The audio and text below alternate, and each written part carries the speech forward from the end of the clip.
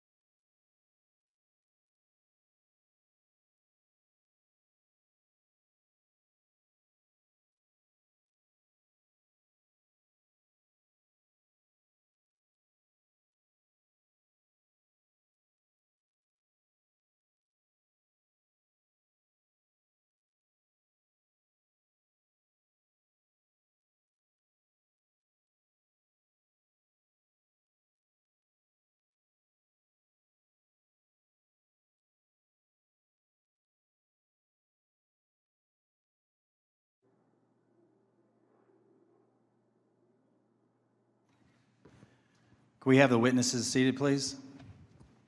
Good morning. Good morning. How you doing? You sound a little choked up. You got a cold? I'm good.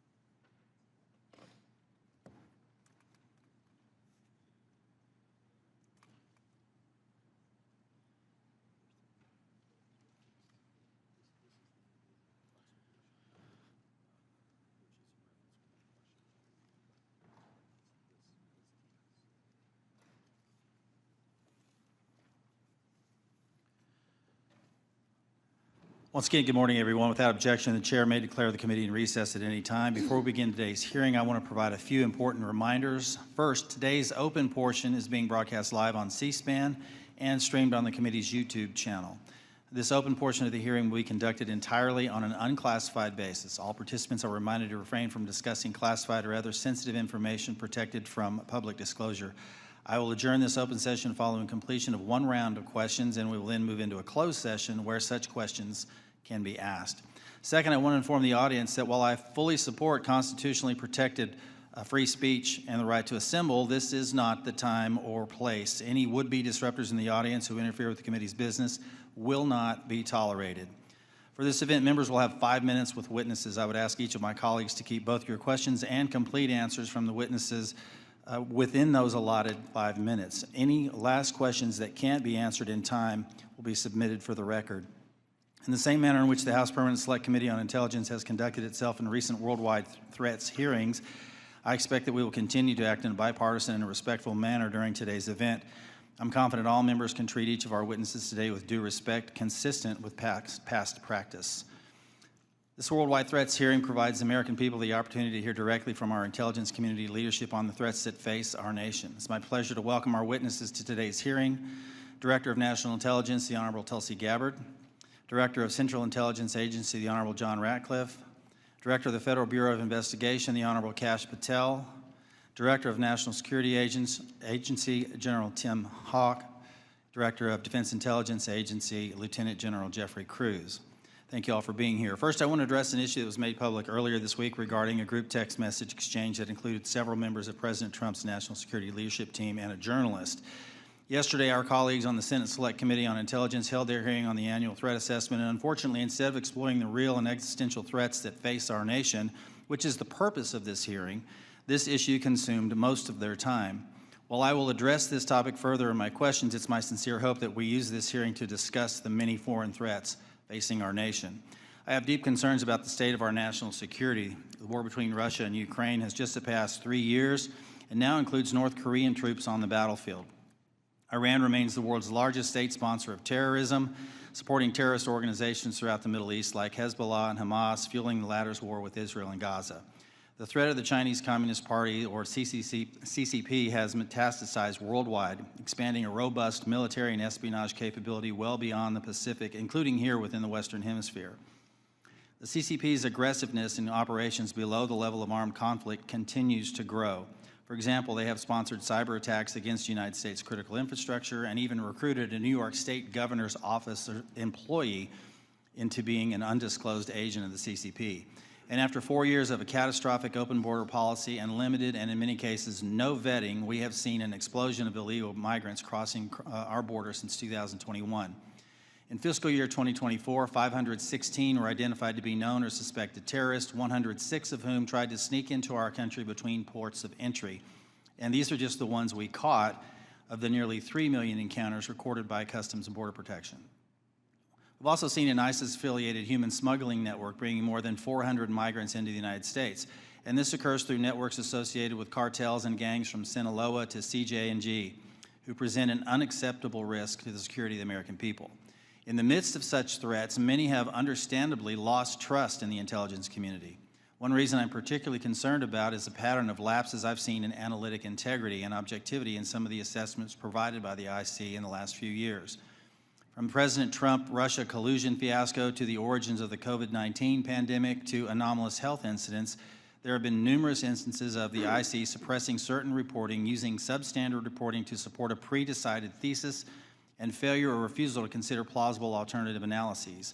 That, combined with many other examples of weaponized government, results in a situation where the United States is facing very real threats, while many of our citizens lack trust in those they empower to inform on our counter these threats. Look, I've been honored to serve our country for many years now, first as an explosive ordnance disposal technician in the Army, now as a representative for the 1st District of Arkansas and chairman of this committee. In my time here, I've traveled the world and met with countless IC employees, from everyday Americans doing challenging and often dangerous work of intelligence to agencies directors like yourselves. The vast majority of those people are honest, hardworking, patriotic Americans that silently and without accolades do difficult jobs, often in austere places, sacrificing time with their families and in some cases putting themselves in danger, all in order to serve the United States. These silent warriors deserve our gratitude and our respect. They do not deserve to have their reputations besmirched by poor leadership.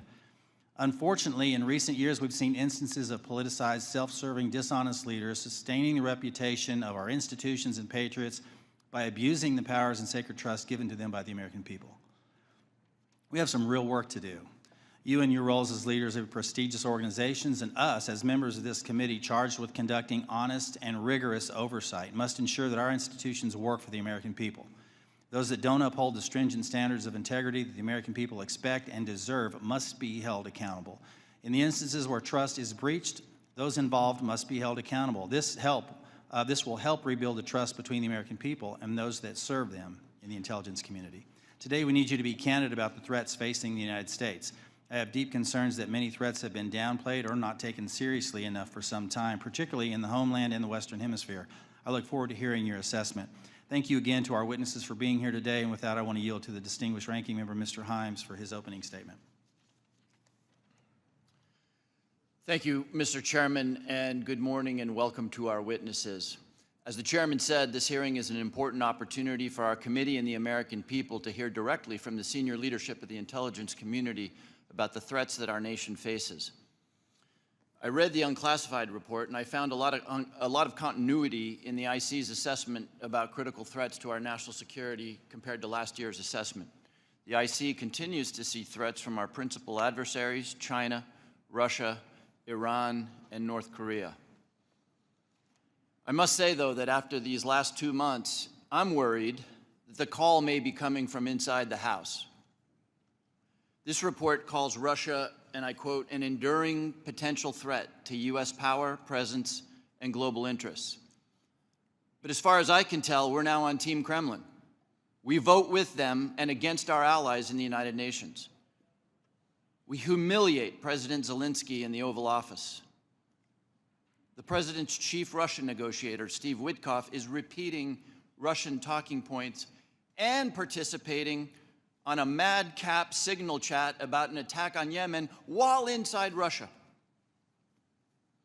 USAID is gone, and with it, all American soft power. If I had time, I would ask the generals at this table about what it means to our national security to give up our soft power. We're no longer helping struggling nations in Africa. China, or worse, terrorists, are filling the vacuum.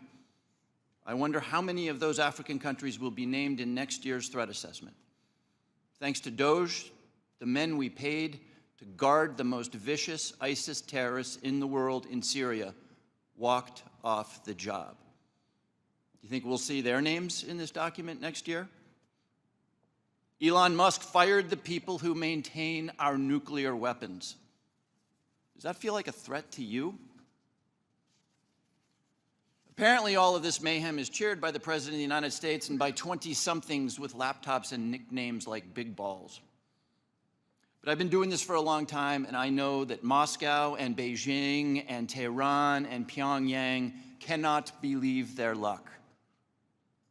Now we come to learn that people in the most dangerous and sensitive jobs on the planet put extremely specific pre-decisional discussions about a military attack on signal, which could be intercepted by the Russians and the Chinese. Everyone here knows that the Russians or the Chinese could have gotten all of that information, and they could have passed it on to the Houthis, who easily could have repositioned weapons and altered their plans to knock down planes or sink ships. I think that it's by the awesome grace of God that we are not mourning dead pilots right now. The two general officers sitting at the table and the people who work for all of you know that if they had set up and participated in the signal chat, they would be gone. And they know that there's only one response to a mistake of this magnitude. You apologize, you own it, and you stop everything until you can figure out what went wrong and how it might not ever happen again. But that's not what happened. The Secretary of Defense responded with a brutal attack on the reporter who did not ask to be on the signal chain. Yesterday, our former colleague Mike Waltz did the same in the White House and then went on Fox to call Jeff Goldberg a loser. What do you think the people who work for you are seeing and learning from that? Now, except for that last part, almost all of the mayhem slowly eroding our safety, our standing, and our security in the world has largely happened outside the IC. If you had a part in that, and I suspect you did, I thank you. I'll say it now and I'll say it again every time we see each other over the next couple of years. You must protect the thousands of patriots who go to work every day under you to keep us safe. You need to go to work every day thinking about their morale, their well-being, and their protection. I've done intelligence oversight for more than a decade. It's my job to ask you the tough questions and maybe even make you uncomfortable. But John, I don't ever walk through your lobby and look at those 140 stars on the wall without choking up over the fact that men and women far better than I will give their lives to keep us safe. There's about a dozen people in this room who know all their stories, and you know and I know that many of the men and women who have stars on that wall died because of bad decisions or poor judgment by their leaders. We've all worked together before, and recent events notwithstanding, we need you to succeed. Your people and our safety requires you to succeed. I really hope you do. But let me say now that if some overcaffeinated 20-year-old succeeds in firing your linguists, or your mathematicians, or your paramilitary officers, if you shut down some unit because Steve Bannon or Seb Gorka doesn't like it, America will be less safe, and people will get hurt. And I and this committee and history will be very unkind. Yield back, Mr. Chairman. Gentleman yields. Now recognize Director Gabbard to make a statement on behalf of the intelligence community. Thank you very much, Chairman Crawford and Ranking Member Himes, members of the committee. Thank you for the opportunity for us to be here to present the 2025 Annual Threat Assessment. I'm joined here by my colleagues from the CIA, DIA, FBI, and NSA. Our testimony today offers the collective assessment of the 18 U.S. intelligence elements making up the U.S. intelligence community and draws on the intelligence collection and information available to the IC from open source and private sector and the expertise of our analysts. It evaluates what the IC assesses most threatens our people and our nation's ability to live in a peaceful, free, secure, and prosperous society. As you know very well, we face an increasingly complex threat environment that is threatening us here at home and our interests abroad. I'll begin by focusing on what most immediately and directly threatens the United States and the well-being of the American people: the non-state criminal groups and terrorists putting American lives and livelihood at risk. I'll then move on to focus on the key nation states who have the capability to threaten our security and the interests of the United States. Cartels, gangs, and other transnational criminal organizations in our part of the world are engaging in a wide array of illicit activity, from narcotics trafficking to money laundering, to smuggling of illegal immigrants and human trafficking, which endanger the health, welfare, and safety of everyday Americans. Based on our latest reporting available for the year-long period ending October 2024, cartels were largely responsible for the deaths of more than 54,000 American citizens due to synthetic opioids. Mexico-based transnational criminal organizations are the main suppliers of illicit fentanyl to the U.S. market and are quickly adapting to enforcement and regulatory pressures by using multiple sources and methods to procure precursor chemicals and equipment, primarily from China and India, many of which are dual-use chemicals used in legitimate industries. Independent fentanyl producers are also increasingly fragmenting the drug trade in Mexico. The ready availability of precursor chemicals and ease of making illicit fentanyl have enabled independent actors to increase illicit fentanyl production and smuggling operations in Mexico. Cartels are profiting from human trafficking and have likely facilitated more than 2 million illegal immigrants encountered by law enforcement at the U.S. southwest border in 2024 alone, straining our vital resources and putting the American people at risk.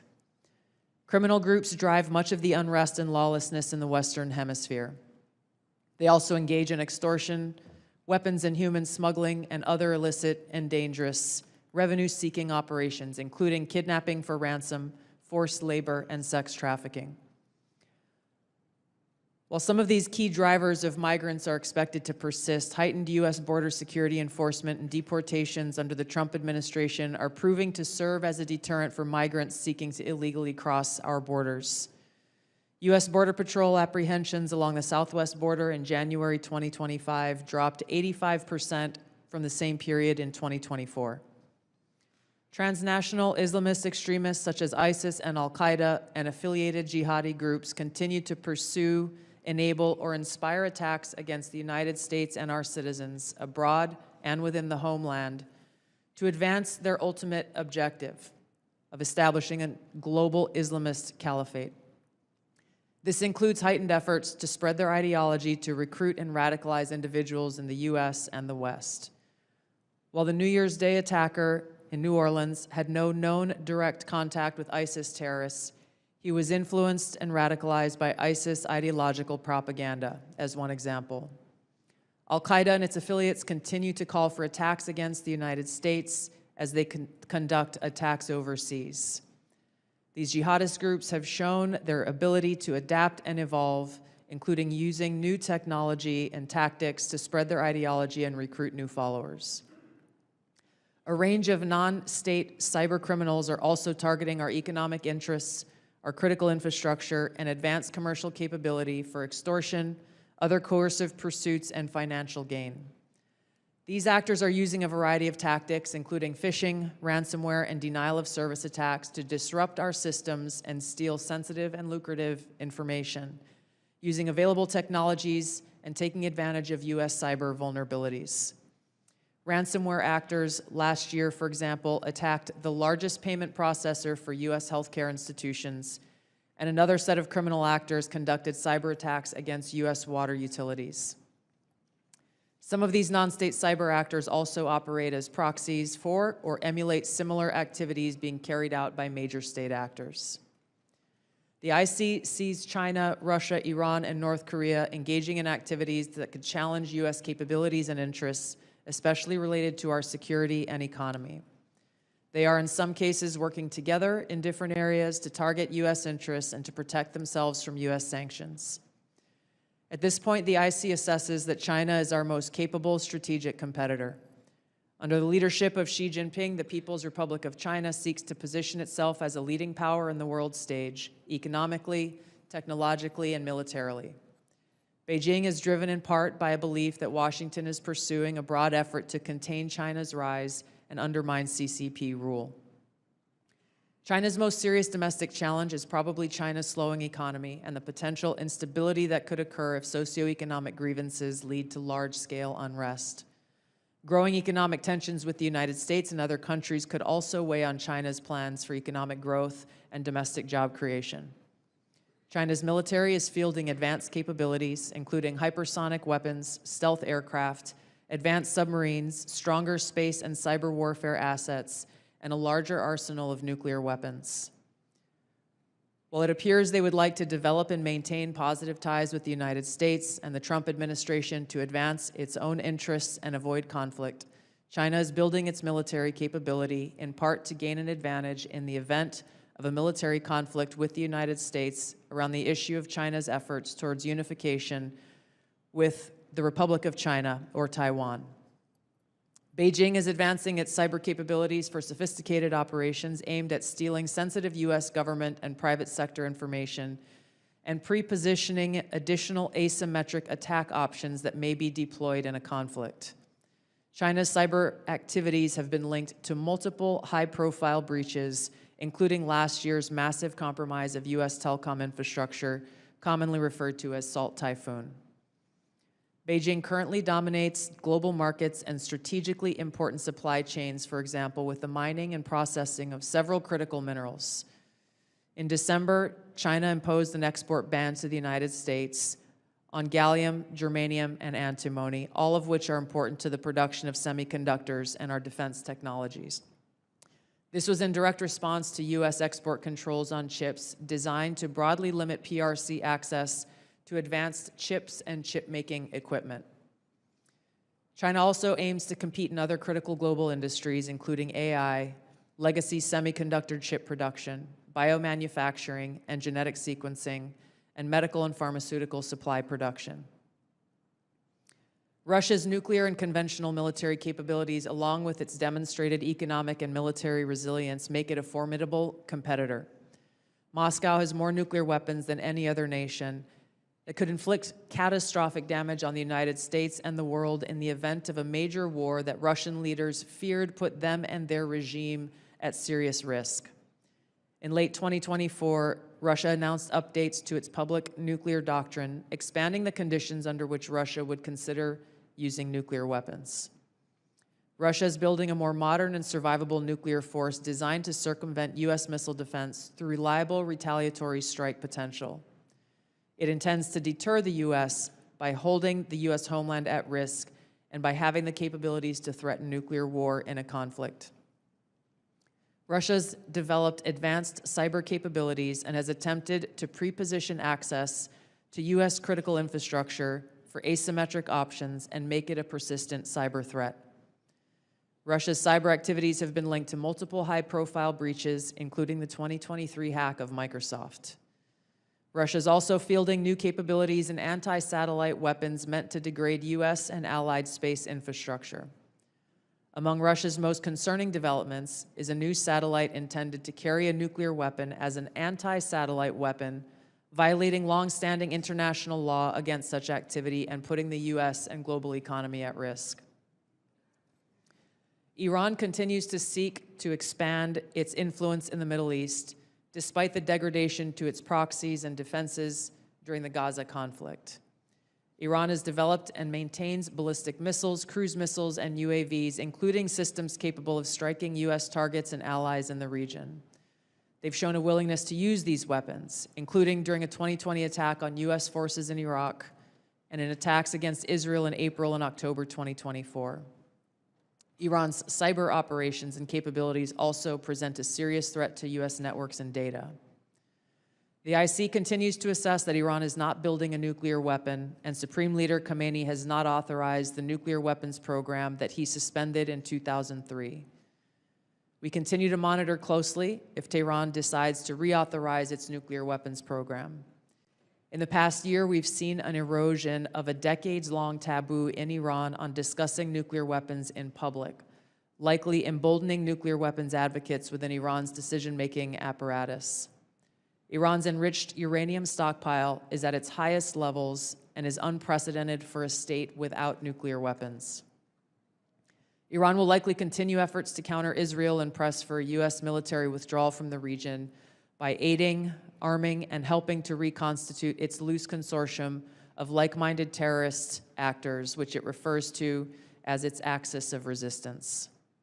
Although weakened, this collection of actors still presents a wide range of threats, including to Israel's population, U.S. forces deployed in Iraq and Syria, as well as U.S. and international military and commercial shipping and transit. North Korean leader Kim Jong-un is pursuing stronger strategic and conventional capabilities that can target U.S. forces and allies in the region, as well as the U.S. homeland, to bolster North Korea's leverage and stature, defend its regime, and achieve at least tacit recognition as a nuclear weapons power. Kim's recently cemented strategic partnership with Russia supports these goals by providing him with greater financial, military, and diplomatic support, reducing its reliance on China, and providing North Korean forces and weapons systems with warfighting experience. Kim views his strategic weapons advances, its deepening ties with Russia, and its economic durability as strengthening his negotiating position against Washington's demands for denuclearization and lessening Kim's need for sanctions relief. Since 2022, China, Russia, Iran, and North Korea have grown closer. Removing the accelerant of the war in Ukraine is unlikely to revert these bilateral relationships to a pre-war 2021 baseline, leaving room for new strategic priorities and world events to create new incentives or challenges to their expanded cooperation. Russia has been a catalyst for much of this expansion, driven heavily by the support it has needed for its war against Ukraine, including protection from U.S. and Western sanctions. In addition to exchange of military and other resource capabilities with North Korea, Russia has relied more heavily on China's financial and defense industry backing and has increased combined military exercises with China. With Iran, Russia has also expanded financial ties to mitigate sanctions. Iran has become a critical military supplier to Russia, especially of UAVs, in exchange for Russian technical support for Iranian weapons, intelligence, and advanced cyber capabilities. The threats that we see to the U.S. to U.S. national security are both complex and multifaceted. In closing, I want to address briefly the signal chat issue that I know many of you are concerned about. The President and National Security Advisor Waltz held a press conference yesterday with a clear message. It was a mistake that a reporter was inadvertently added to a signal chat with high-level national security principals, having a policy discussion about imminent strikes against the Houthis and the effects of the strike. The National Security Advisor has taken full responsibility for this, and the National Security Council is conducting an in-depth review along with technical experts working to determine how this reporter was inadvertently added to this chat. The conversation was candid and sensitive, but as the President National Security Advisor stated, no classified information was shared. There were no sources, methods, locations, or war plans that were shared. This was a standard update to the National Security Cabinet that was provided alongside updates that were given to foreign partners in the region. The Signal Message app comes pre-installed on government devices. In December of 2024, CISA stated, quote, "We strongly urge highly targeted individuals to immediately review and apply best practices provided in the guidance to protect mobile communications, including consistent use of end-to-end encryption." And they named Signal as an app as an example of such an end-to-end encrypted messaging app. Ideally, these conversations occur in person. However, at times, fast-moving coordination of an unclassified nature is necessary where in-person conversation is not an option. I'm also aware that a lawsuit was filed yesterday on this issue. As a result of that pending litigation, I'm limited in my ability to comment further on that specific case. My Office of General Counsel will be in close contact with the Department of Justice on this matter. The most important thing to the American people and to all of us is the success of this military operation against terrorists who have been and continue to attack American service members was extremely successful, thanks to the leadership of President Trump and the actions of our brave men and women in uniform. As the heads of the American people's intelligence community, we will continue to provide the President, you in Congress, and our warfighters with timely, unbiased, relevant intelligence to keep our country secure, free, prosperous, and at peace. Thank you, Mr. Chairman. Thank you, Director Gabbard. We now turn to member questions. I'll recognize myself for 5 minutes. I want to talk about, before I get into the threats, I want to talk about something we've talked about in this committee and in this setting before.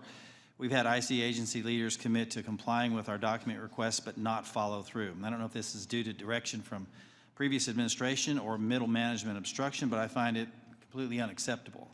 In fact, I had to subpoena the NSA in order to cooperate with our AHI investigation last year. As you all know, it's the charge of this committee to conduct rigorous oversight, and part of that oversight is to occasionally requires us that we request documents from your organizations to enable our investigations. We cannot adequately do our jobs without your partnership and your cooperation. General Hawk and General Cruz, we had this conversation here before last year, and I'm not satisfied with your responsiveness. Therefore, I'm going to ask that question again on the record in this open setting to each of you. Do I have your unequivocal commitment to cooperating with document or other information requests from this committee, General Hawk? You do, Chairman. Thank you, General. Director Patel. You do, Mr. Chairman. Director Gabbard. Yes, Chairman. Director Ratcliffe. Yes, you do, Chairman and Ranking Member. And I want to start by saying it's good to be back. It's good to see you. And as you all know, I have a special appreciation for the work that this committee does, having previously been a member. I also understand the importance of the oversight role that it has. And so you have my full commitment and my understanding about what your responsibilities are and my obligation to keep you fully and currently informed, and I will do that. Appreciate that. General Cruz.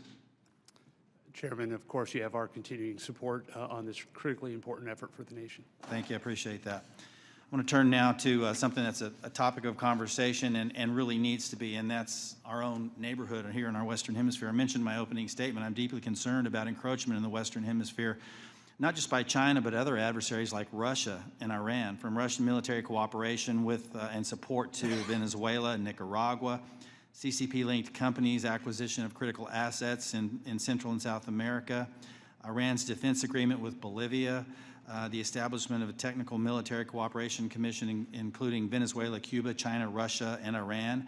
And I could list several more alarming examples. I'm afraid we've focused so much of our attention across the world that we've lost sight of our own neighborhood. leading to the anti-American regimes gaining permanent footholds within striking distance of the homeland. So, Director Gabbard, to the extent that you can discuss it in this setting, what is the intelligence community's assessment of adversary encroachment in the Western Hemisphere?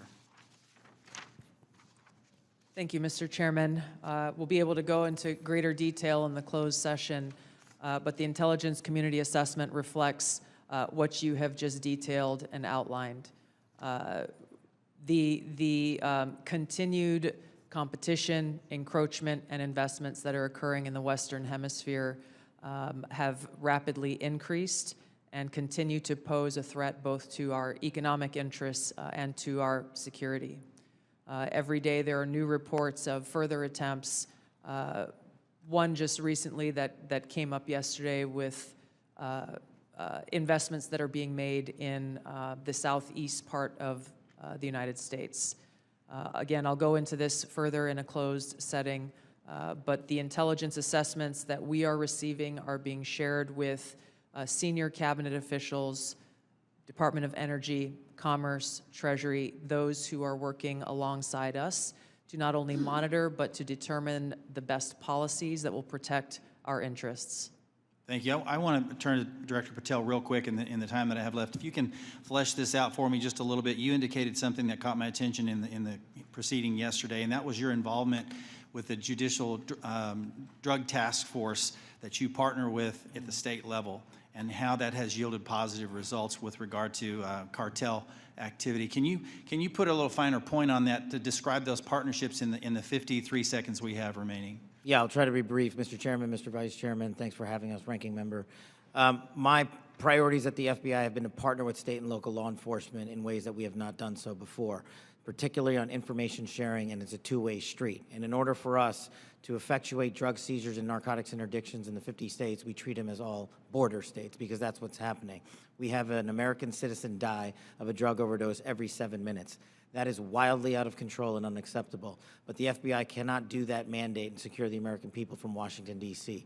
So we're putting resources in the field. We are working with our partners at the state and local level, and we are seeing immediate results, as we are seeing in Arkansas, as I outlined yesterday, with hundreds of arrests, thousands of pounds of narcotics seized, dozens of weapons, and multiple indictments. Thank you, Director. I'm going to yield and recognize Ranking Member Himes for 5 minutes. Thank you, Mr. Chairman. If there's something I care as much about as the national security of the United States, it's the powers and prerogatives of this Congress and its oversight duties. So I want to spend a minute or so on yesterday's testimony in front of the Senate and direct these questions in particular to Director Patel and Director Gabbard. Yesterday, Senator Heinrich asked, did this conversation, referring to the signal chat, include information on weapons, packages, targets, or timing? Director Patel, you said not that I'm aware of. Director Gabbard, you said same answer. This morning we learned that the signal chat included the following update, forward-looking update from the Secretary of Defense. Time now, 11:44 Eastern Time. Weather is favorable. Just confirmed with CENTCOM. We are go for mission launch. 12:15 Eastern Time. F-18 launch. First strike package. 13:45 trigger-based F-18 first strike window starts. Target terrorist is at his known location, so should be on time. Also, strike drones launch. MQ-9s. 14:10 more F-18s launch. Second strike package. Do either of the directors want to reflect on their testimony yesterday in the context of what I just read? Sure. 1, I was not on that signal chat. 2, I have not reviewed it. And 3, as you just indicated, that was made public this morning. But Director, you didn't prior to yesterday's Senate. You were on this. You were on the signal chat, correct? No. Okay, but did you review the material on the signal chat? No, I wasn't on it. Director Gabbard. Yes, Ranking Member. My answer yesterday was based on my recollection, or the lack thereof, on the details that were posted there. I was not, and what was shared today reflects the fact that I was not directly involved with that part of the signal chat, and replied at the end reflecting the effects, the very brief effects that the National Security Advisor had shared. So it's your testimony that less than 2 weeks ago, you were on a signal chat that had all of this information about F-18s and MQ-9 Reapers and targets on strike, and you in that 2-week period simply forgot that that was there. That's your testimony? My testimony is I did not recall the exact details of what was included there. That was not your testimony. Your testimony was that you were not aware of anything related to weapons packages, targets, and timing. As the testimony yesterday continued on, there were further questions related to that, where I acknowledged that there was conversation about weapons, and I don't remember the exact wording that I used, but I did not recall the specific details that were included. Director Gabbard, you've reasserted that there was no classified information. I think we can all agree that that information shouldn't have been out there. But let me ask you this. Are you familiar with the ODNI's classification guidance? I'm familiar with it. I've actually got a copy right here.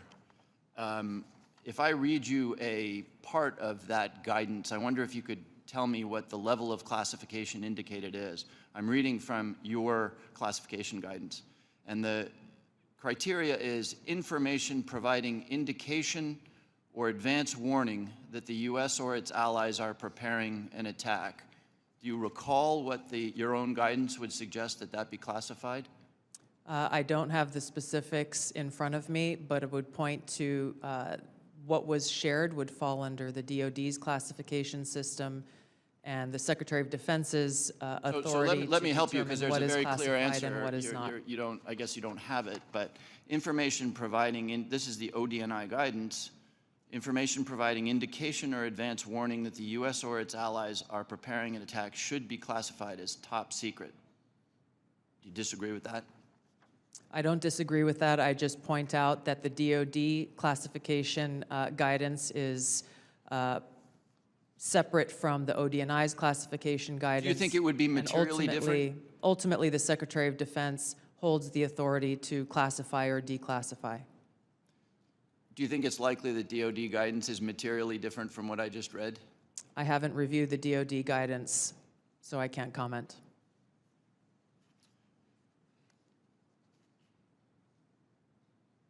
Director Gabbard, a lot of this suggests sort of a lack of sobriety. When there's punch emojis and fire emojis, it's a lack of sobriety. I don't mean that literally.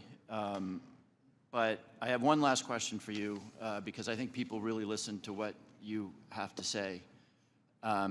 You, on March 15th, as DNI, retweeted a post from Ian Miles Chong, who is listed on RT, that's Russia Today's website, as, quote, a political and cultural commentator who has contributed content to RT since at least 2022. Director Gabbard, do you think that it's responsible for you as head of the intelligence community and the principal presidential intelligence advisor to retweet posts from individuals affiliated with Russian state media? That retweet came from my personal account, and I would have to go back to look at the substance of the tweet.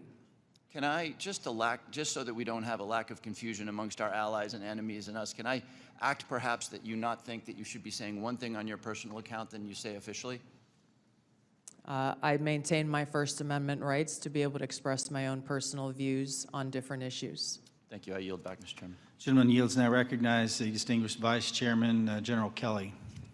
Yeah, I'd now, for the first 30 seconds, Mr. Ratcliffe, or Director Ratcliffe, formerly known as Texas, from this Mississippi guy, I'd like to give you 30 seconds if you have anything to respond to what Ms. Gabbard Director Gabbard, I'm sorry, just said.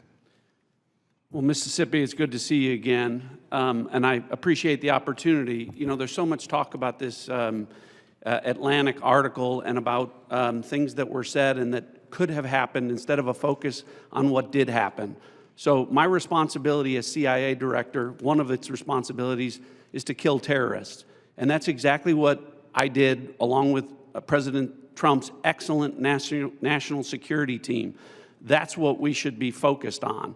With regard to that article, I also would appreciate the opportunity to relay the fact that yesterday I spent 4 hours answering questions from senators as a result of that article that were intimating that I transmitted classified information because there were hidden messages.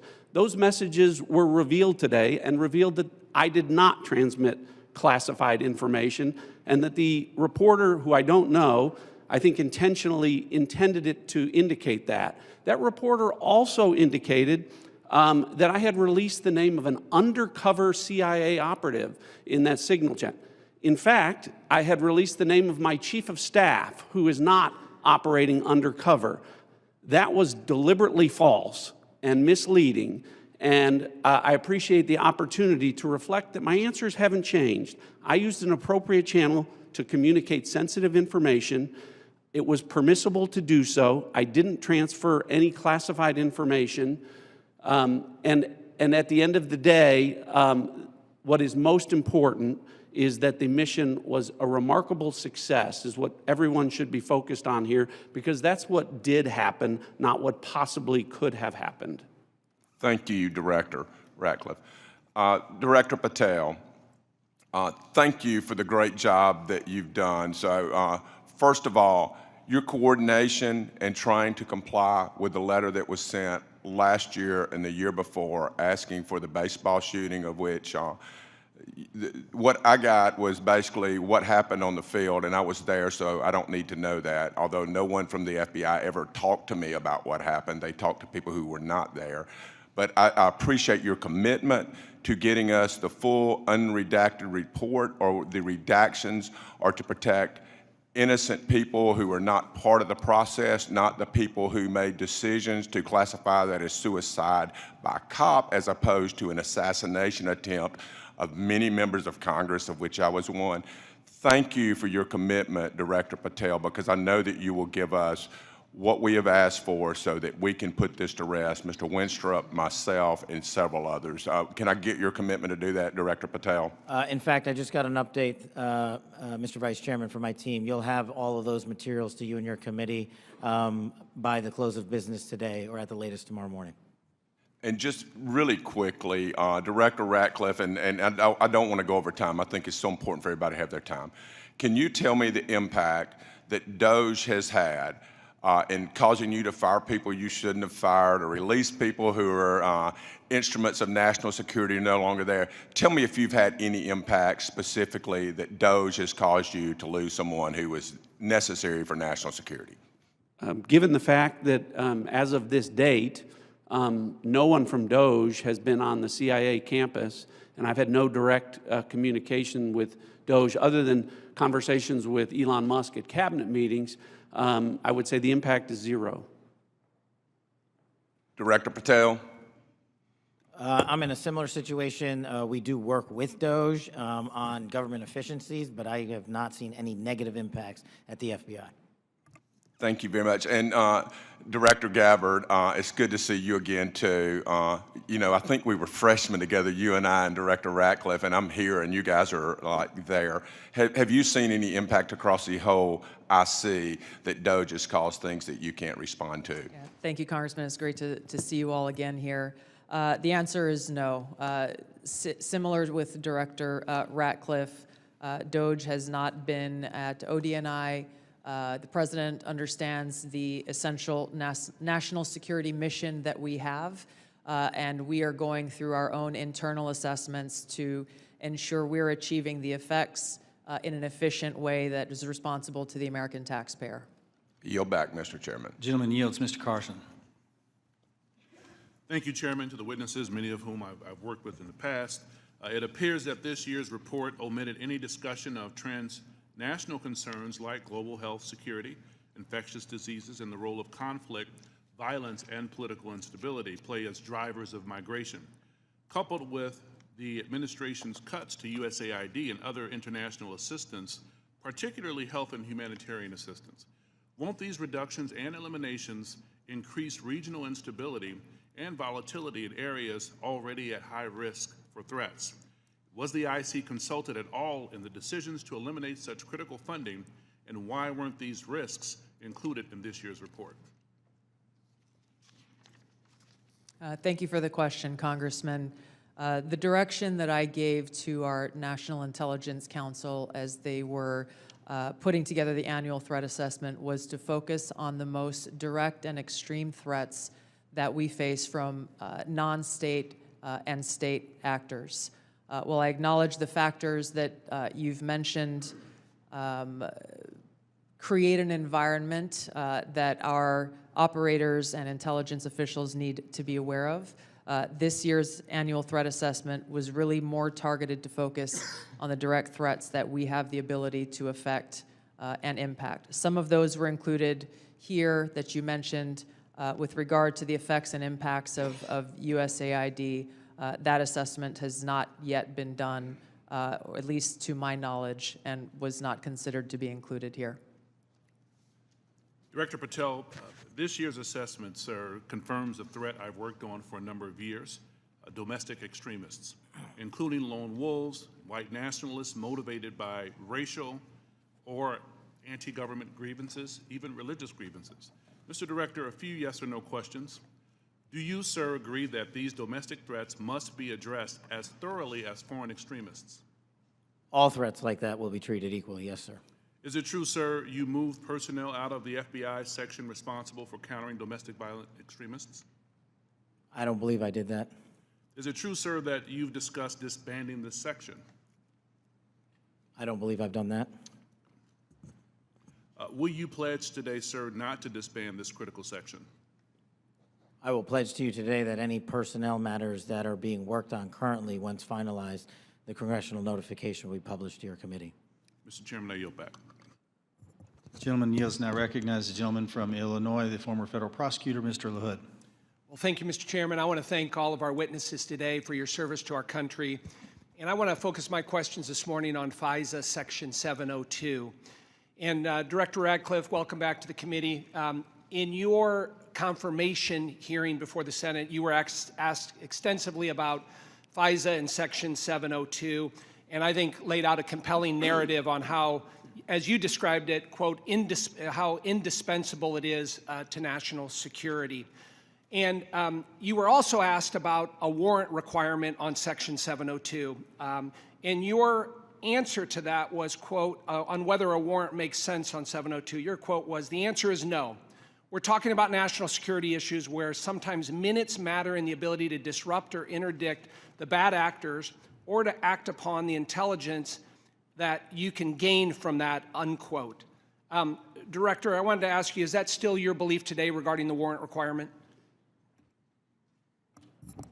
Congressman, it absolutely is. You've accurately reflected my prior testimony. It is also my testimony that 702 is indispensable to our intelligence picture, and the loss of it would be catastrophic to CIA. And the reason that I say that from this position is not only is 50% of all of our critical analysis provided to the President as Commander-in-Chief in the President's daily brief 702 derived, 70% of CIA's success with regard to advanced weapons counterproliferation is the result of 702 collected information.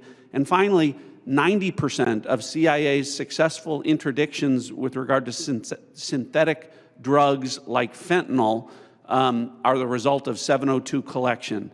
It's absolutely indispensable to the work that CIA does, and I'm glad that you gave me the opportunity to reflect that to this committee. Thank you, Director. And just to ask a follow-up on that, as you know, in the House last year when we had our FISA reform and Section 702 reform measures put in place, you know, we had a debate, robust debate on the House floor regarding the warrant requirement. It was a very, very close vote, 212 to 212. Director Ratcliffe, what can you tell our members to alleviate and reassure them on, again, the harm that a warrant requirement would do to 702? Well, Congressman, it would impose a de facto ban on lawfully querying previously collected data to find threats against U.S. persons and government officials. So that would be, again, catastrophic to our efforts to keep our community safe. And I would also point out, because I know that these are legitimate concerns with regard when we talk about FISA and 702 specifically, everyone on this committee recalls that when I was a member, I also called out FISA abuses when they occurred. And I don't want there to be any violation of Americans' civil liberties and Fourth Amendment rights, but I would point to the CIA's frankly impeccable record of compliance, and we can talk about that more in a closed session. Thank you, Director. Director Patel, I want to turn to you. Similar in your Senate confirmation, you were asked extensively about 702. And as you know, in our bill that we passed last year, we put lots of reforms and changes and protocols in place for the FBI. And I know that you're supportive of many of those. Specifically on the impracticalities of a warrant requirement on 702, you were quoted as saying, when you were asked about it, it is almost impossible to make that function of the warrant requirement work and to serve the national no-fail mission. Is that still your testimony here today? It's great to see you, Congressman, and yes, that's my testimony. Thank you. As you know, the reforms that we put in place were significant, requiring the FBI personnel to get a supervisor or attorney approval to conduct U.S. person inquiries, requiring high-level approvals up to the FBI Deputy Director level before certain queries are conducted on U.S. elected or appointed officials, candidates, or media personnel, requiring the Department of Justice to audit all U.S. person queries performed by the FBI within 6 months of each query, reducing the number of FBI personnel who have the ability to query. Can you talk about the current implementation of those reforms and how that's going, Director Patel? Absolutely. With probably the most recent one, in terms of 702 query reviews, we only have about 200 left when it comes to U.S. persons, and we will promulgate those findings to you. But as of today, of all the U.S. persons queried in the 702 databases, there's only been one instance of negligent conduct. We have already implemented limited access to those who actually know how to use the FISA process in 702, and we have implemented a direct reporting structure to the Office of Director and the Deputy Director to make sure that anyone, whether it's intentional or unintentional, abuses the 702 query system is brought to our attention immediately, and we will take that on for action directly. And in terms of piggybacking off Director Ratcliffe's, the public defender in me realizes the importance of constitutional due process more than anyone. The staffer in me from the House Intelligence Committee may be the only person who has worked more on FISA reform and exposing FISA abuse in modern congressional history. And the terrorism prosecutor in me and the JSOC civilian in me tells me that we cannot do away with 702 or FISA Title I and Title III, but we can work with you and your committee to make it better. I don't know all those ideas. I don't have all those answers, but you have my commitment that we will use it appropriately going forward. Thank you, Director. I yield back. Gentleman yields. Mr. Castro. Thank you, Chairman. Tulsi, you and I came into the Congress together in 2013. And Kash, you and I was serving on the Intelligence Committee when you worked on the Intelligence Committee. And John, you and I are both from Texas, and we both served together on the Intelligence Committee. The idea that this information, if it was presented to our committee, would not be classified, y'all know is a lie. That's ridiculous. I've seen things much less sensitive be presented to us with high classification. And to say that it isn't is a lie to the country. I want to ask the generals now. The NSA is principally in charge of intercepting things like signals intelligence from other countries. General, I want to ask you, if your organization, your agency, intercepted something like this from Russia or China or some other country, would you consider this classified information?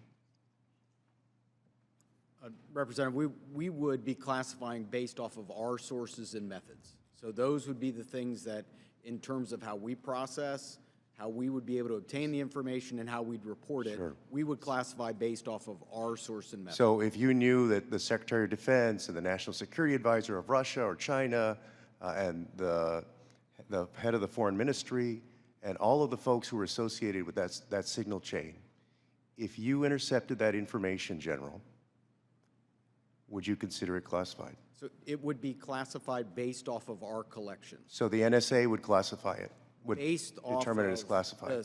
the protection of our own source and method, not necessarily based off the content, but how we collected that information. But it would be classified. Well, we certainly wouldn't be collecting on a U.S. person conversation. No, I understand. I'm We're saying if you did your job and collected it from the Russian Foreign Ministry and the National Security Advisor and the Secretary of Defense and the President's Chief Advisor, there is no way having sat on this committee for 9 years, that somebody would come in with that information and give us something that says, unclassified, you can walk out of this room with this information and give it to whomever you want. You know, with all respect, you and I worked on the committee at the same time. Tulsi, you and I came in together. I've never had an issue of beef with you. John, you and I are both from Texas. Y'all know that's a lie. It's a lie to the country. I want to ask about the Alien Enemies Act really quick while I have time. The President has used the Alien Enemies Act, a wartime authority last used to detain German and Japanese nationals during World War II, to summarily deport people accused of being members of the Venezuelan gang Tren de Agua. To invoke this law, the President must demonstrate that the United States is under invasion by a foreign nation or government. They have alleged that we are under invasion by the Venezuelan government. The idea that we are at war with Venezuela would come as a surprise to most Americans. The unclassified version of the annual threat assessment the intelligence community just released makes no mention of any invasion or war that we are fighting with the nation of Venezuela. You would think our nation being at war would merit at least a small reference in this threat assessment. And Director Ratcliffe, does the intelligence community assess that we are currently at war or being invaded by the nation of Venezuela? We have no assessment that says that. Thank you. In invoking the law, the President alleged that Tren de Agua is, quote, undertaking hostile actions against the U.S. at the direction, clandestine or otherwise, of the Maduro regime in Venezuela. Director Gabbard, does the intelligence community assess that the Venezuelan government is directing Tren de Agua's hostile actions against the United States? There are varied assessments that came from different intelligence community elements. I'll defer to Director Patel to speak specifically to the FBI assessment. But let me ask you, so you're saying there are conflicting assessments that have come from the IC? That's correct. Okay, thank you. We'll take it up in closed session. All right. You know, your threat assessment makes issue of, highlights fentanyl trafficking as a top threat to the United States, yet support for law enforcement cooperation with Mexico has been put on hold, and there's been a threat of invasion to Mexico by the United States. You assess that Russia's advanced cyber capabilities make it a persistent counterintelligence cyber threat, yet the administration shut down the unit at the Cybersecurity Infrastructure Agency tasked with stopping Russian cyber attacks. There are so many other ways that the actions of this administration have contradicted this threat assessment, and the administration is making the world and the United States more dangerous. I yield back. The gentleman yields. The gentleman from Pennsylvania, Mr. Fitzpatrick. Thank you, Chairman Crawford. Thank you to all of our witnesses for being here. I look forward to working with each and every one of you to keep our country and our planet safe. I wanted to carry on the topic of Section 702 reauthorization. Representative LaHood and I did a lot of work on this over the past 2 years. As you all know, last Congress, this committee worked in a bipartisan manner to advance the reauthorization of what most of us, if not all, deem to be our country's single most important national security tool. The result was what was titled the Reforming Intelligence and Securing America Act, which not only reauthorized Section 702, but equally important, it provided necessary reforms to our intelligence community in an effort to address past abuses. This was the largest single reform of the FBI and the IC in a generation, making sure that there are appropriate compliance guardrails that enhance accountability while still protecting the critical tools necessary for our nation's security.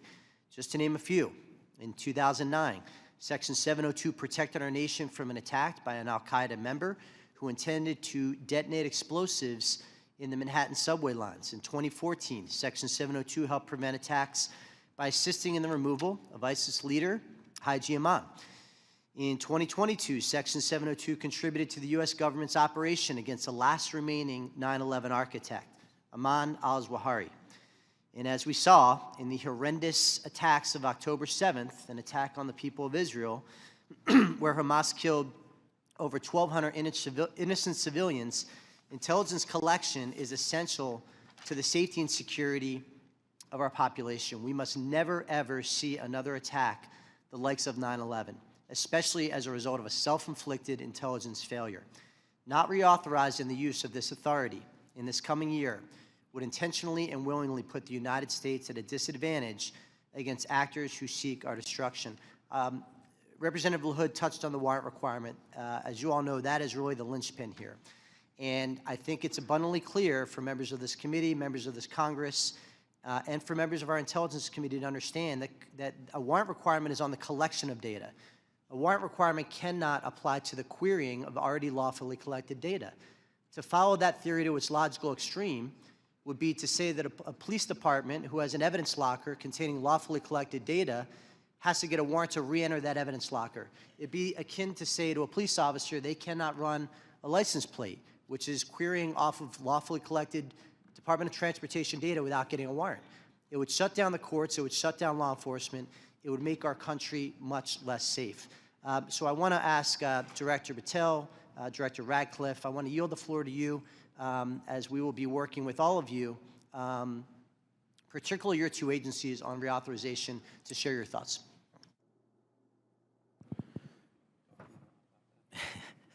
So it's great to see you, sir, and thanks for the question. Look, on 702, just to flesh out some of the more specific operational use that I have, it specifically relates to what you just said. When I was a terrorism prosecutor, we used 702 directly to prevent the shopping mall in Houston from being blown up. We used 702 collection directly to prevent an attack on the state capitol in the state of California. And those individuals were prosecuted and are currently in prison. And balancing that awesome responsibility with the constitutional protections that every American should have when we're talking about U.S. persons specifically is something that I keep in mind on every single decision surrounding 702. But as Director Ratcliffe stated, and has been my experience, while I understand and appreciate the concerns for the warrant requirement based on U.S. persons, if there is a solution that allows that to happen in real time, then we can have that discussion. But I have not encountered one, and thus it obviates the need in my perspective, in my mission set to protect the American people and hunt down criminals in its application. So where it is now with the reforms y'all have implemented, we've done a great job on protecting American civil liberties, and I'm always open to, and I do believe we can do some more. Director Ratcliffe. Good to see you again, Congressman. I agree with Director Patel's comments with regard to that. I'll start out by saying, obviously in this role, I'm not a policymaker. But at the appropriate time, when this comes up for renewal, I think I made it clear and will make it clear from the CIA's perspective the indispensability of 702 as a tool to providing the Commander-in-Chief an accurate picture of the threat environment. You mentioned some examples of 702 success. When we get into the classified session, later this afternoon, I have some further examples of 702 success that we can talk about, and I think that reflects my position. Thank you all. I yield back. The gentleman yields. Mr. Krishnamurthy. Good morning. Thank you, Mr. Chair, and thank you to our witnesses for coming. Thank you for your service. Director Gabbard, you said no classified information was included in the signal chat, correct? That's correct. And President Trump also said there was no classified information in the signal chat. And Secretary Hegseth said nobody was texting war plans. There was absolutely no classified info in that chat. Lieutenant General Cruz, I'd like to talk to you about a couple things real quick. Executive Order 13526, Section 1.4a. This is the Trump administration's executive order with regard to classified information. It says, information shall be classified if its unauthorized disclosure could reasonably be expected to cause damage to national security, including military plans, weapons systems, or operations. You don't disagree that that's accurately quoted, right? That's an accurate quote from the executive order. And DOD 5200.01, this is the DOD's manual on classification, says, quote, information shall be classified if its unauthorized disclosure could reasonably be expected to cause describable damage to national security. This includes military plans, weapon systems, or operations. You don't disagree that I quoted that accurately, right? That's also an accurate quote. Can I show you I'd like to show you the text that Secretary Hegseth actually published to the world. Now, Lieutenant General Cruz, as Ranking Member Himes said, it says, time now, weather is favorable, just confirmed with CENTCOM we are a go for mission launch. Then it says at 12:15 Eastern, F-18s launch first strike package. F-18s are military systems, correct? Weapon systems. They are. Okay. 1345, trigger-based F-18 first strike window starts. Target terrorist is at his known location, so should be on time. Also, strike drones launch, MQ-9s. MQ-9s is a weapon system, correct? They are. Okay. I think applying the executive order as well as the DoD manual to this fact pattern, we clearly have weapon systems that have been identified. That is classified information. Now, the reason why it's important that this information not be disclosed is that we don't want the adversaries to know what's about to happen, right, sir? Well, I would draw a small distinction there. You referenced and asked if that platform, those two platforms are weapon systems. They are, but those terms are used all across the globe in a lot of contexts. So it's really about how they're used in the context of this particular document. I just want to clarify that the use of those terms, I understand. Yeah. In this situation, those are operational details. They are operational details, but again, as you quoted the DoD instruction, it's about operations. So as you further go down into what are the operational details, I think as we had a discussion yesterday, the important aspect, I think all of us are very familiar. This is classified information. This is classified information. It's a weapon system, as well as sequence of strikes, as well as details about the operations. And so I think that just piggybacking off of what some other members have said, using the DoD's manual, as well as the executive order in operation today with the Trump administration, this text message is clearly classified information. Secretary Hegseth has disclosed military plans as well as classified information. He needs to resign immediately. He needs to resign immediately, and a full investigation needs to be undertaken with regard to whether other similar signal chats are occurring in this administration. I'd like to turn my attention to another topic.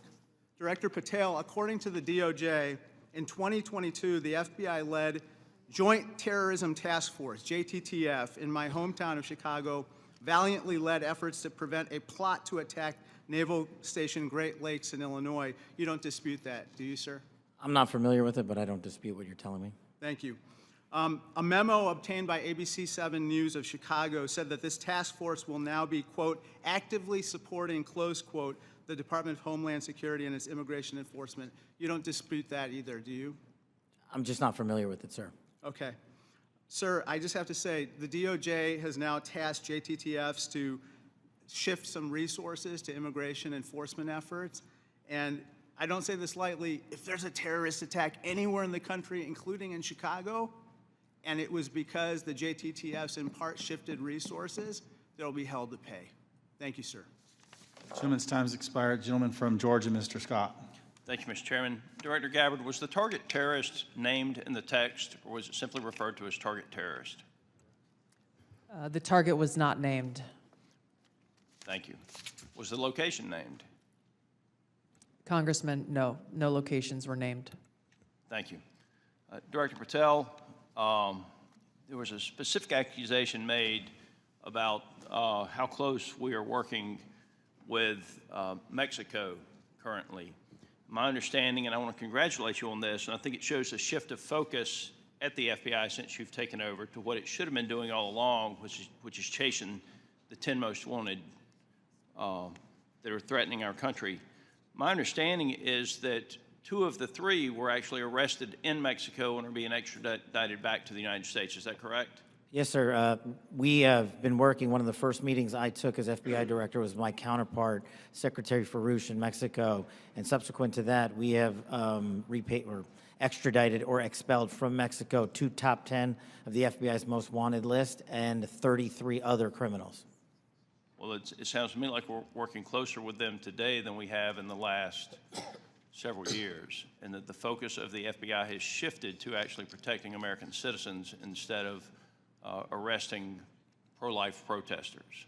Our mission is to find violent criminals wherever they are, and if they're in Mexico, we're going to get them.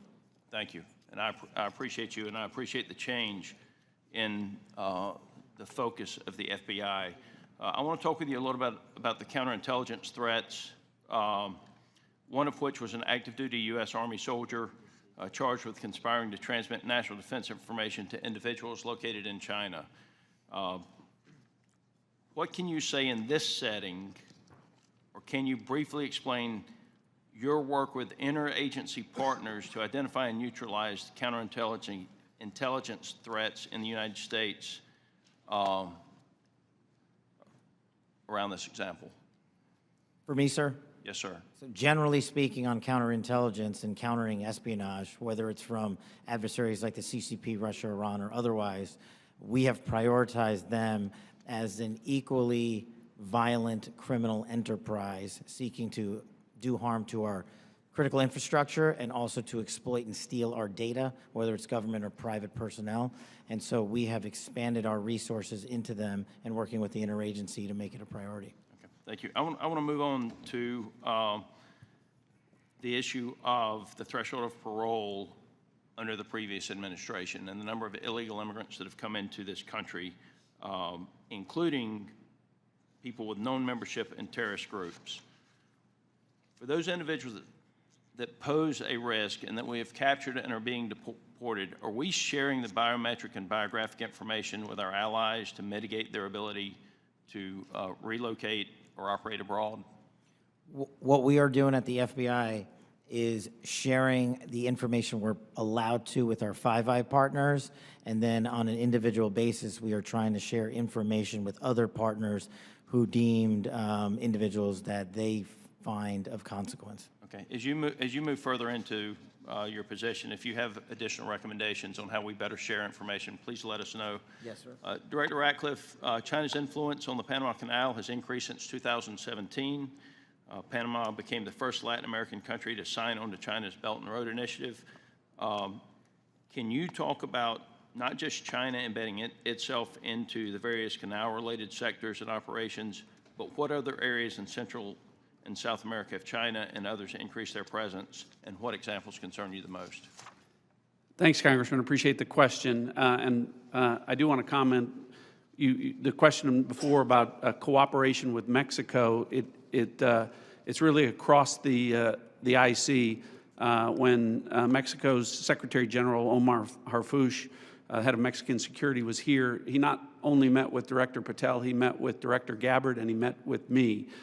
So we have been working on that, again, to the benefit of both our countries. To your point, the PRC throughout Central and South America continues to attempt to use its soft power to gain a foothold. They use direct aid to countries that need it.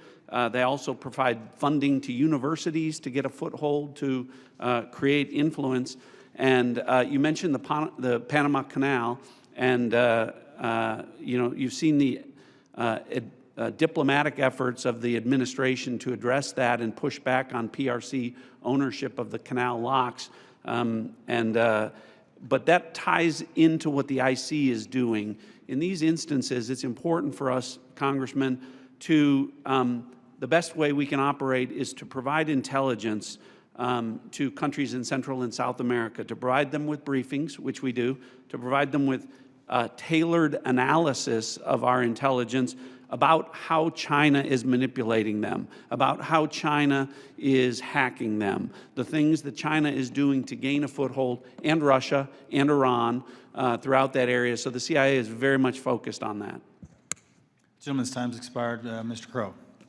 Thank you, Chairman. General Hawk, the NSA recently warned its employees not to use the Signal app. Is that correct? What we did, Congressman, is we put out cybersecurity advisories on a whole host of systems. On the Signal app that was included in that advisory, right? What we've done is we've put out an advisory on how to use the Signal app. and other encrypted applications, because we do encourage our employees and their families to use encrypted. Because there's risk to that app. There are. Okay. General Cruz, DOD also issued a warning about vulnerabilities to the Signal app recently, correct? That's correct. Okay. Director Gabbard, you were on the Signal text chain in question, correct? Yes. As was Mr. Witkoff, the administration's lead negotiator with the Russians, correct? Yes. And at the time, Mr. Witkoff was actually in Russia during this chat discussion, was he not? I was not aware of that. Was he on his personal phone at the time? I don't know. Well, it's my understanding that he was indeed in Russia. Director Gabbard, you were also traveling during this discussion, correct? Yes. And where were you?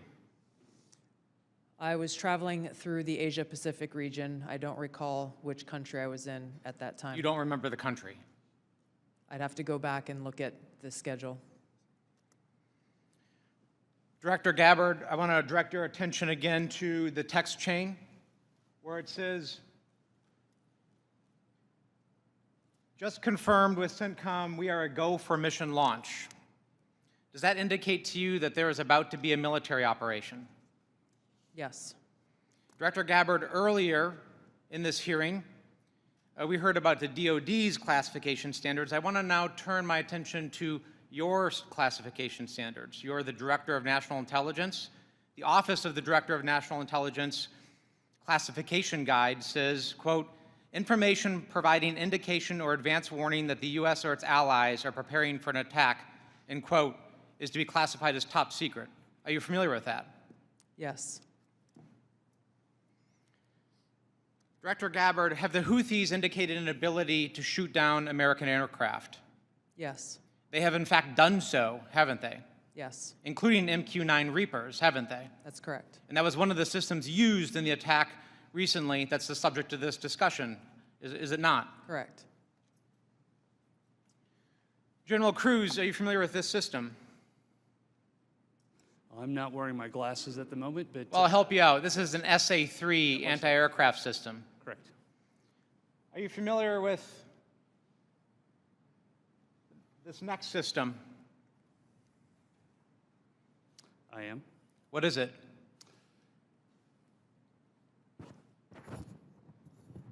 I'm going to have to ask you. It's to an help me. SA-6. I'm going to guess that This is also an advanced anti-aircraft system, is it not? It is. It was used widely in the Balkans in the 90s, correct? And the Houthis also have this system, don't they? They certainly do. And they've employed it against our aircraft, have they not? They have attempted to, correct.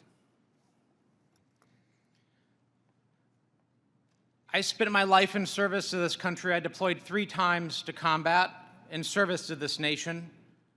I learned in that time in service that responsibility is core to leadership. You accept responsibility when things go wrong. You admit mistakes. You set the standard from the very top.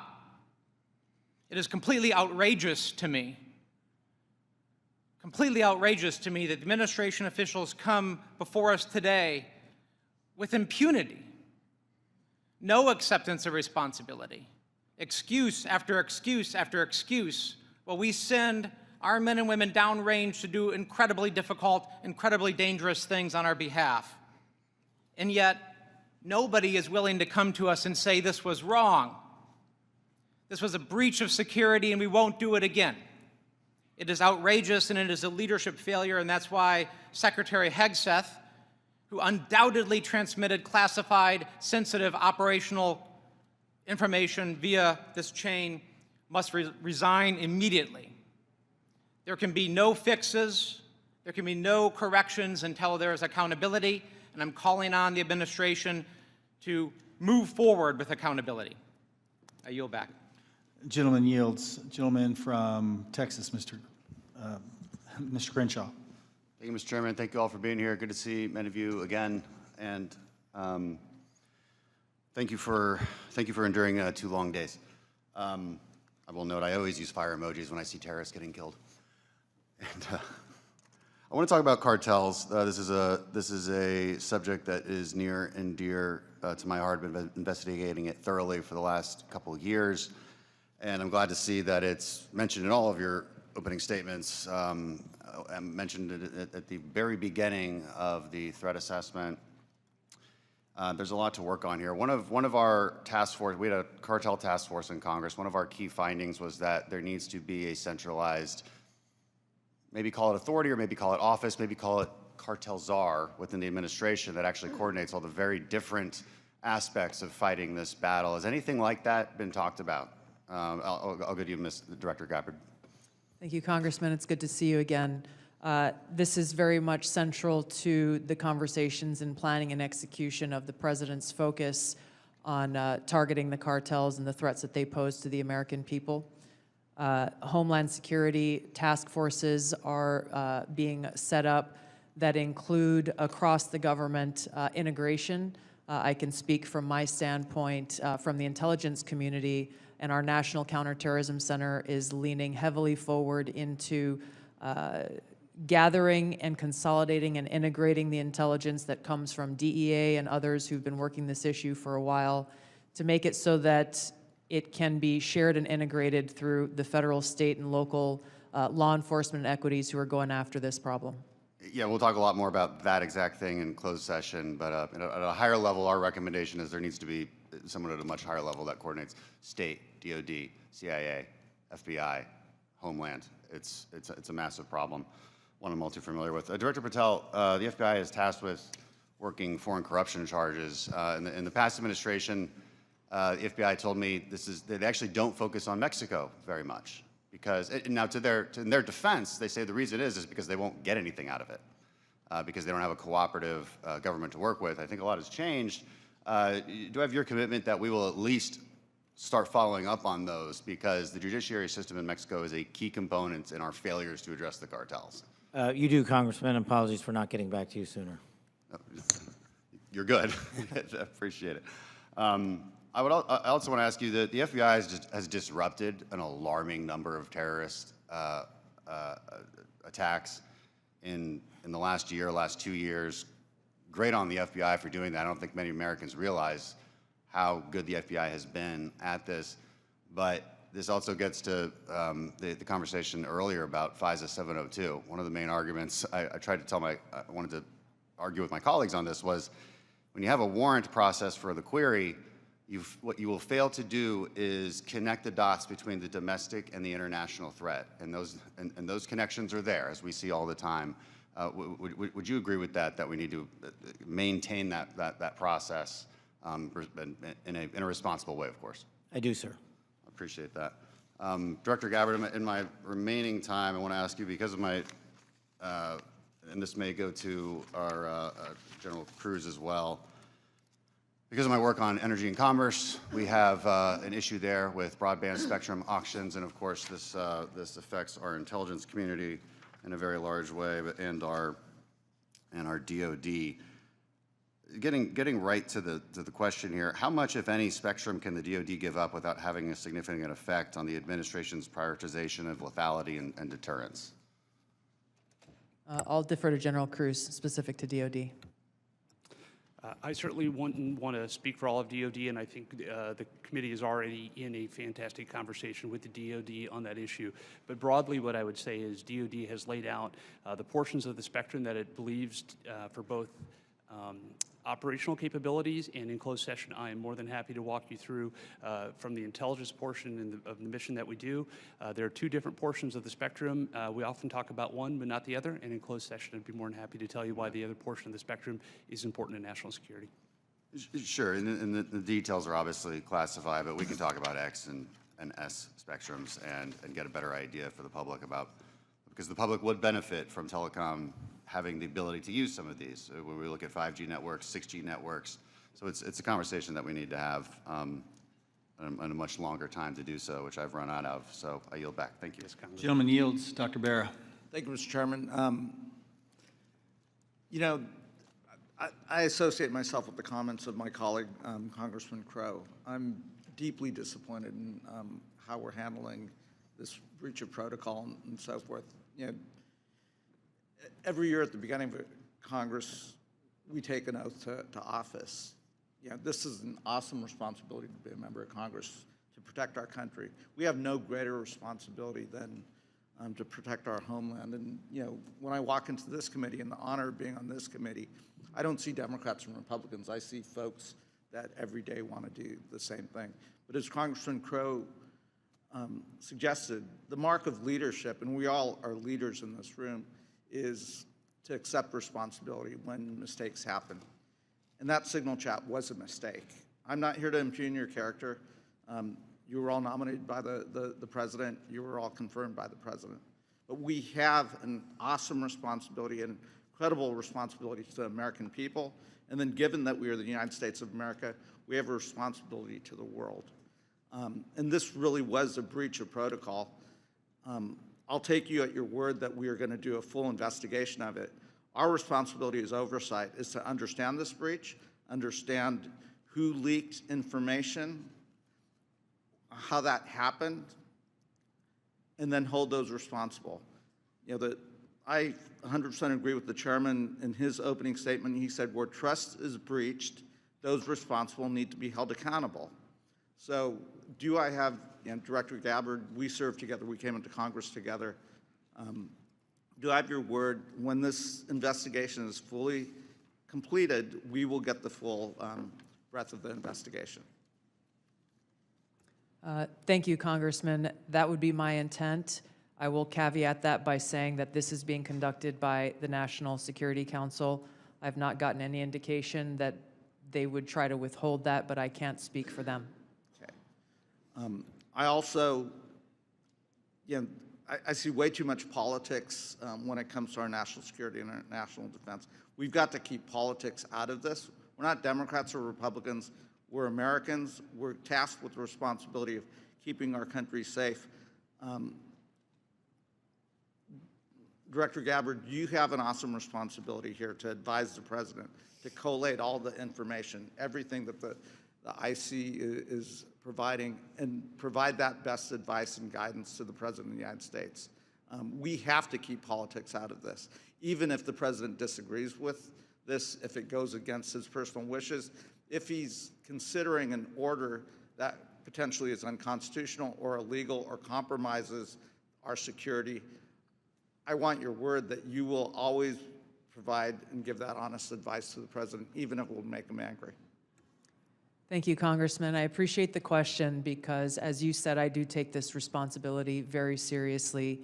And it was my commitment to the President, to the Senate, and the American people that as the Director of National Intelligence, I will ensure to provide the President and all of you as policymakers with that unbiased, relevant, and timely intelligence. And to your specific question, the answer is yes. I will inform the President of that accurate, timely, unbiased intelligence reporting, whether it is something that agrees with an assumption or a view or an objective or not. That's my responsibility to him and to the American people. Great. I would just offer advice. In your role, what you do on your personal devices versus your official devices, you're speaking to the public, and I would just offer, you know, as I conduct myself, what I say personally is always going to be considered Congressman Barra saying it. General Hawk, I've appreciated working with you and, you know, have a deep concern about our cyber vulnerabilities. And we will go into some of this in the closed session. But Salt Typhoon is something we take very seriously, as well as Volt Typhoon and the compromises. Can you just briefly give us an update of where we are with those two? So, Congressman, we share your concern in terms of the overall ensuring that we can protect the critical infrastructure of the United States. The area that we have been deeply focused on is our ability to partner with industry. 99% of our critical infrastructure is controlled by our industry. So our ability to bring government information to be able to understand what threats look like and the origin of those threats, help inform how industry can defend that and also create the necessary equipment to ensure that we're secure. That partnership continues to grow, and that's really one of our key priorities. And I'll be able to go in closed session into more detail about the specific actions we've done together as an interagency with our industry teammates. Great, thank you. I yield back. Gentleman yields. Gentleman from Pennsylvania, General Perry. Thank you, Mr. Chairman. Thank you, ladies and gentlemen, for your attendance and your service to national security for our country. I'm going to start with Director Patel and then go to Director Gabbard. I'm concerned, like many Americans, about the wide-scale purchase of land, real estate, et cetera, by the Chinese Communist Party or those sanctioned by the party in America, especially those lands proximate to sensitive military sites or sensitive national security sites. Director Patel, I think we can all understand that that could lead to the ease of nefarious activities of numerous sorts. What do you think should be our posture or our policy from a national security standpoint regarding the purchases of these land and the ownership, occupation, utilization, et cetera, by the Communist Party sanctioned use?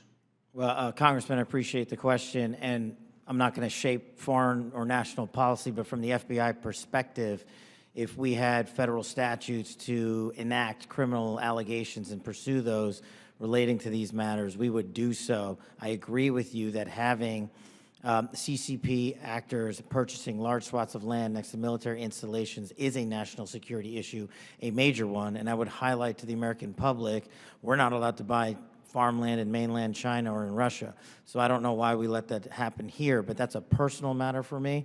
If I were given more legislation on it, I would love to act on it. Thank you. Director Gabbard, I'm going to look at, keeping with the same theme, crypto mining by the sanction. Well, you can't crypto mine in China, right? It's outlawed in China. However, of course, we're supportive of crypto, I am, in the United States of America, but China's mining in America where they can't mine in China.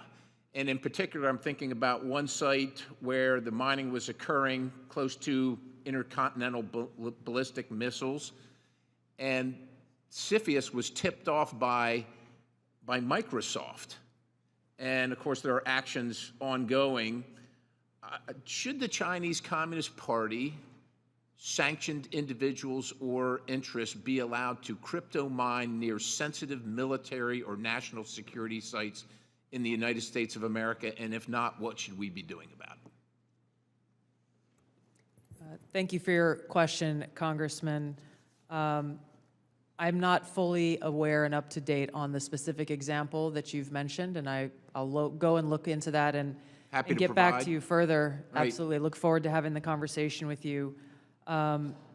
Broadly, this is obviously a concern, that any of these activities occurring near or around any of our military sites creates that potential national security risk and the potential for foreign intelligence collection. I'm hoping it's a priority for everybody on the dais there. It is a priority, I think, for the American people, certainly for me. I want to move on in the time remaining with a related topic, which is the hundreds of incidents by predominantly Chinese students, oftentimes called gate crashers. So this includes the two gentlemen in uniform on the dais. I'm going to kind of point to three events that happened just last year. One in Grayling, Michigan. 5 Chinese students are charged for lying and concealing evidence. One in the University of Minnesota, where a drone flew over Newport News and took pictures of classified information regarding ships and classified systems. And then one at the University of Florida regarding the illicit acquisition and shipment of toxins, biomedical drugs, and research supplies to China. In these cases, or most of these cases, we encounter these people and then we release these people. As a matter of fact, in the case of Florida, apparently she found out that criminal charges were being prepared and she dropped out of school and her whereabouts remain unknown at this point. What should be our posture? Because we're trying to follow up after the fact. We're encountering these people, whether they're gate crashers or whether we catch them conducting this illicit activity. We try and prosecute. That takes a lot of man hours, as you know, Director Patel. Is this the best policy, or is there something better that we can do? I mean, the Immigration Nationality Act of 1952 gives the Secretary of State the authority to revoke visas. But should these people be allowed to come to this country in the first place is the question, and what should our posture be? Anybody? In terms of the visa issue, I know that the administration is working on a policy, but to directly answer your question, anybody who utilizes the student visa program to come to this country to conduct criminal activity should never be allowed in this country. And anyone that's doing it here in the United States of America from an FBI standpoint will be vigorously investigated and will use the expulsion or criminal process on them. I yield, Mr. Chairman. Gentleman yields. Ms. Plaskett. Thank you very much, Mr. Chairman, and good morning to the witnesses. First let me say that we do have to, in this committee, try as much as possible to remain nonpartisan as opposed to bipartisan. I can recall being that way when I was counsel on the House Ethics Committee, and it's a hard position to take. But I'm really struck by the fact that in December of 2023, many people made Secretary Lloyd Austin go through the stages of the cross in self-flagellation and mea culpas for not informing the president that he was having a surgery. And now how we're treating Secretary Hedgepeth as if he is untouchable. Mike Waltz, when he was a member of Congress, went in the Committee on Armed Services to talk about and slammed Austin for holding himself to a different standard than the American people. And yet we are not doing this across the board. And that's disappointing at the very least, very disappointing. Director Gabbard, thank you for your testimony. And one of the things that I believe I heard you say was that when there was a discussion by DOJ as to the cuts to foreign aid, that there had not been a request for an intelligence and national security or an intelligence assessment of the impact of those cuts. Was that your testimony a little earlier?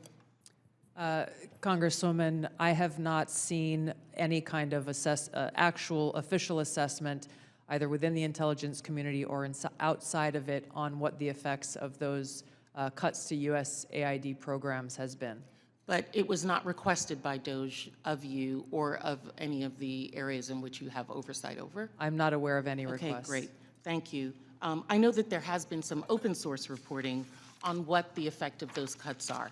I mean, when we think about several examples, Kenya, our strongest regional ally in the Horn of Africa, and a key partner with us in the fight against terrorist group Al-Shabaab. And, according to the Washington Post, that's not definitive, and we can talk about this in closed session. Some Kenyan journalists are now being trained by Beijing, mirroring the U.S. programs that have been cut by the administration. Director Gabbard, is letting China train Kenyan journalists going to make Kenya more or less receptive to American requests of the Kenyan government, do you believe? As you said, Congresswoman, our relationship with Kenya has been very long-standing. So do cuts of ours to train journalists in Kenya make them more or less, and Beijing having that make them more or less receptive? Clearly, there is strategic competition taking place. I'll withhold my personal view to look at an official assessment. Well, I was asking for your director view, not your personal view. And then, additionally, we have ended Voice of America, which provided accurate, unbiased news, in our opinion. Meanwhile, St. Petersburg University has announced that it's opened 11 Russian language centers across Africa that pay special attention to the promotion of traditional Russian spiritual and moral values. Director Gabbard, is Russia a friend or a foe? Are they our friend or our adversary? They are an adversary. Thank you. I believe that this reckless cuts make terrorism and our influence in Africa, which is on the front lines of terrorism, a real threat to us, and we need to be careful of it. Director Patel, one of the benefits of being here kind of in the middle is I get to hear other people's testimony and the questions that are asked. I know that Mr. Carson asked you questions specifically about the Counterterrorism Division. And we know that there has been some open source reporting that says that individuals within that division have been removed or been moved, not necessarily fired, but moved. Do you know if that is correct? I don't have any personal information on that, but people within the CTD component, which is a large component of the FBI, move all the time. And have they been moved? Are you able to get that information to us, whether they have or have not been moved? I'll go back to my team and see who has been moved. If you have a particular interest, we'll share it with you. Of course, we have an interest in counterterrorism division and movement of individuals within that. Because one of the other things I'm concerned about is you have stated, I believe in other areas, that the disbandment of certain sections of the FBI related to intel and breaking up components. Can you explain to us how you intend to do that, or what you would like to do and why? My intention is to reprioritize counterintelligence authorities and cyber capabilities to focus on violent crime and national security, and that's what I'm doing. The gentlewoman's time has expired. Thank you. The gentlewoman from Missouri, Madam Ambassador, Ms. Wagner. I thank you, Mr. Chairman, and I thank all of you for being here and for your continued service to our country. Director Ratcliffe, you have repeatedly stated that China is our top national security threat, and I agree. What was the biggest gap in intelligence collection toward China during the previous administration? Good to see you, Congresswoman. I think our collection against China as a hard target in the prior administration was lacking in several areas. I would say primarily in human collection, and also with regard to the processing of open source information relating to China.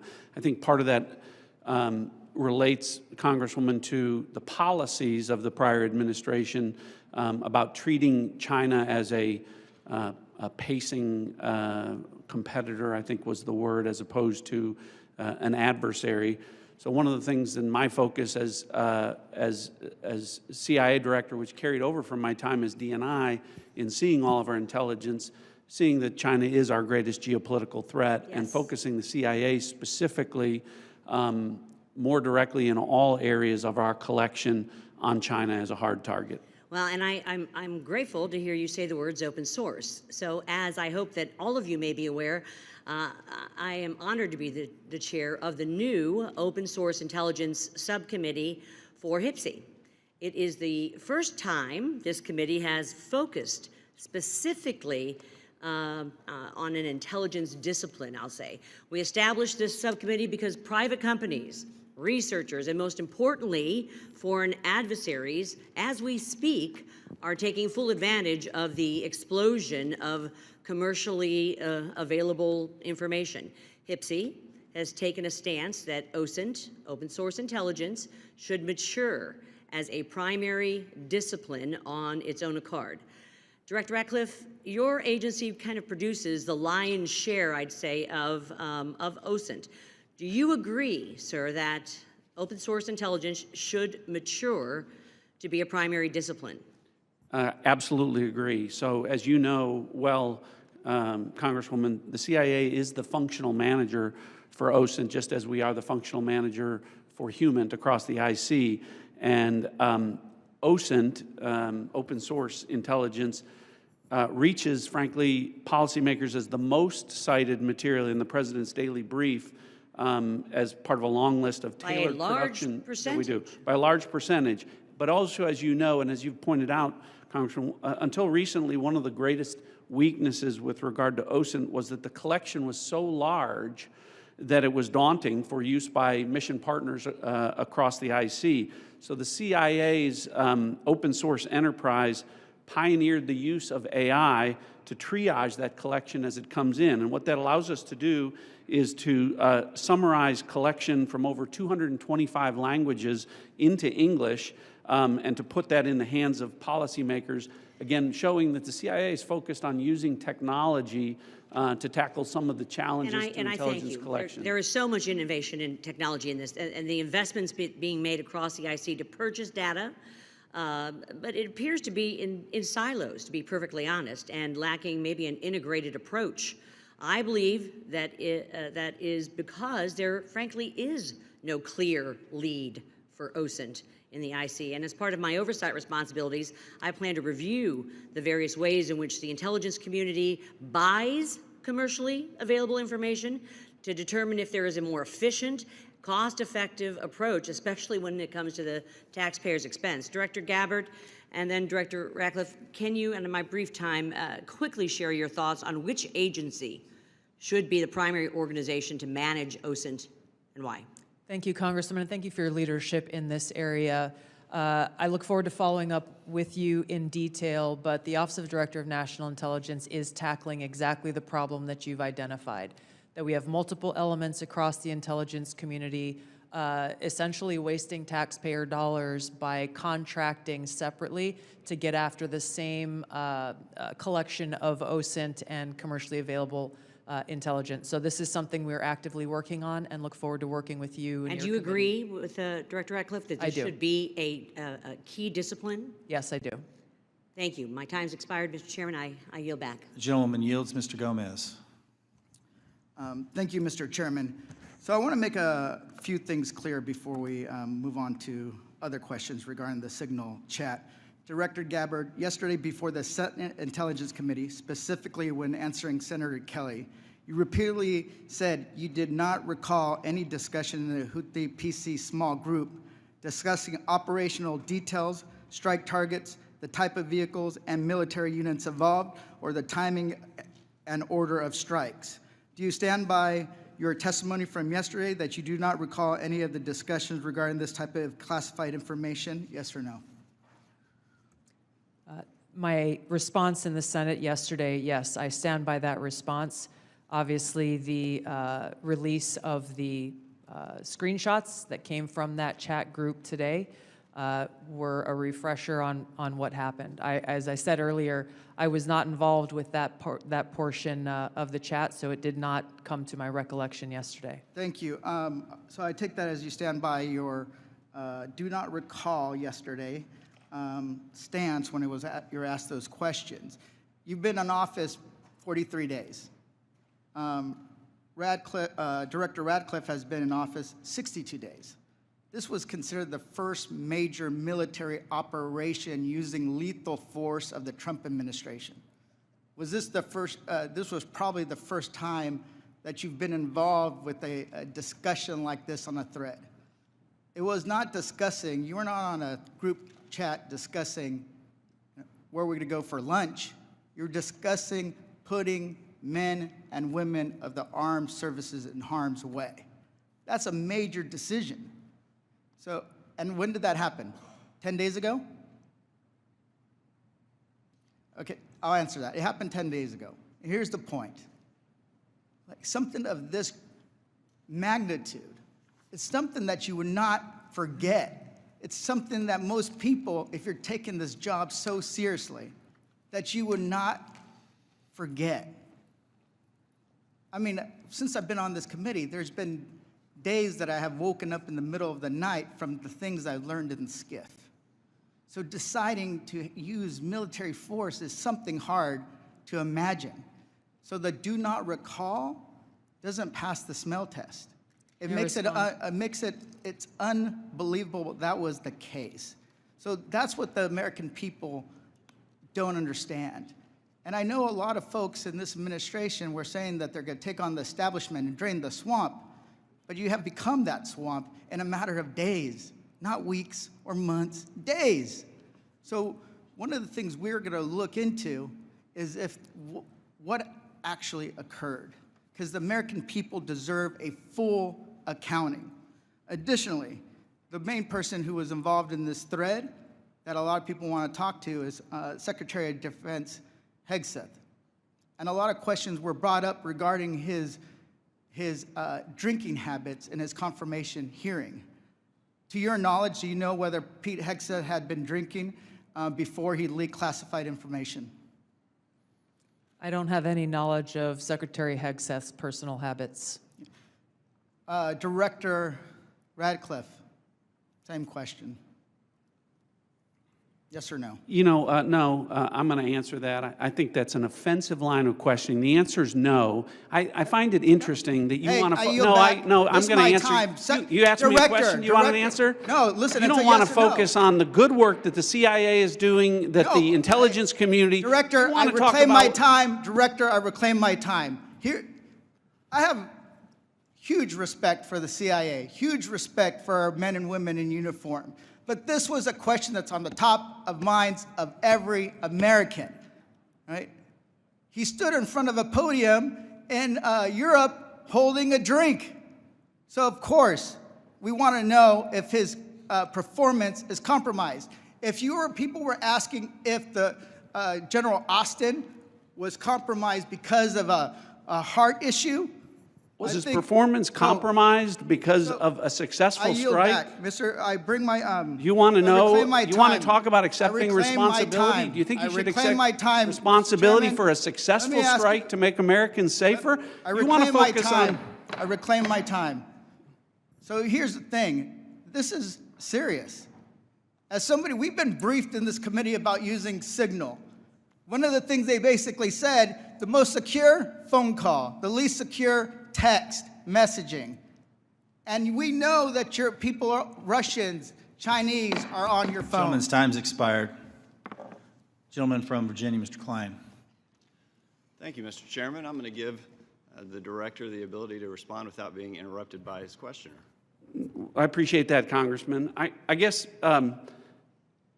just a general reflection here, again, that for the last 2 days, members of the intelligence community have been asking questions about a signal messaging group and not asking questions from Democrats either in the Senate or the House on China, Russia, Iran, and the real threats that are going on to the United States. And you can say that you care about the good work that agencies are doing like the CIA and that you care about 140 stars on the wall, but no one's asked me about my second day on the job here, where I lit the fuse that led to a foreign government participating with us to capture one of the senior planners of the Abbey Gate bombing that killed 13 Americans. And in the process, we worked with a government that previously hadn't, that hadn't cooperated with us on counterterrorism matters. Or the fact no one has focused on that within an hour of that taking place, I was on the phone with Director Patel and a few hours later with Attorney General Bondi, working together, the IC and the FBI working together to bring this person home in less than a week. Unprecedented success for the intelligence community and the law enforcement community. Exactly representative of the kind of work that we should be doing and the kind of work that an oversight committee should be asking about. But instead, we're getting questions about whether or not someone has drinking habits. I just wish in an annual threats hearing where the American people want to hear about threats, that's what we would be talking about. Thanks for the opportunity to clarify. Absolutely, Director. I want to thank you and all the people who work with you and all the witnesses and the men and women, the brave men and women who are putting their lives on the line each and every day for this country. And to the military as well, we are grateful and we recognize the sacrifice and dedication. Director Ratcliffe, you talked about China being our top national security threat, and I want to go to what really is the most active and persistent threat. It's related to cyber. It's related to the People's Republic of China cyber activities, Volt Typhoon, Flax Typhoon, Salt Typhoon, targeting U.S. critical infrastructure, targeting critical infrastructure overseas, compromising U.S. telecommunication companies, and I want to ask Director Gabbard, there are also regular compromises of government networks in the defense intelligence base. The Chinese are acting with impunity and targeting the United States. Clearly, the last administration had no effective deterrent strategy. Considering a whole-of-government approach to leverage legal export control, trade, and other levers, is there more that the U.S. can be doing to deter China's cyber aggression? Thank you, Congressman, for your question. In short, the answer is yes.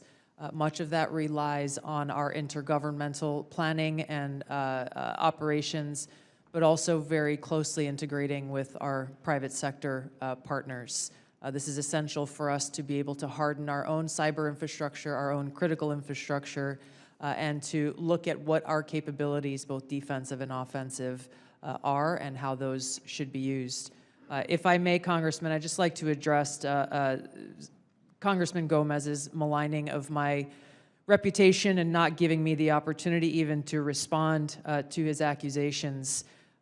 What occurred in that Signal chat was an update to National Security Cabinet members that was also issued around the same time as updates to our foreign partners and allies in the region. There were no sources, methods, locations, or names of targets that were included in that chat. The decision to conduct this operation had been made long before that conversation took place.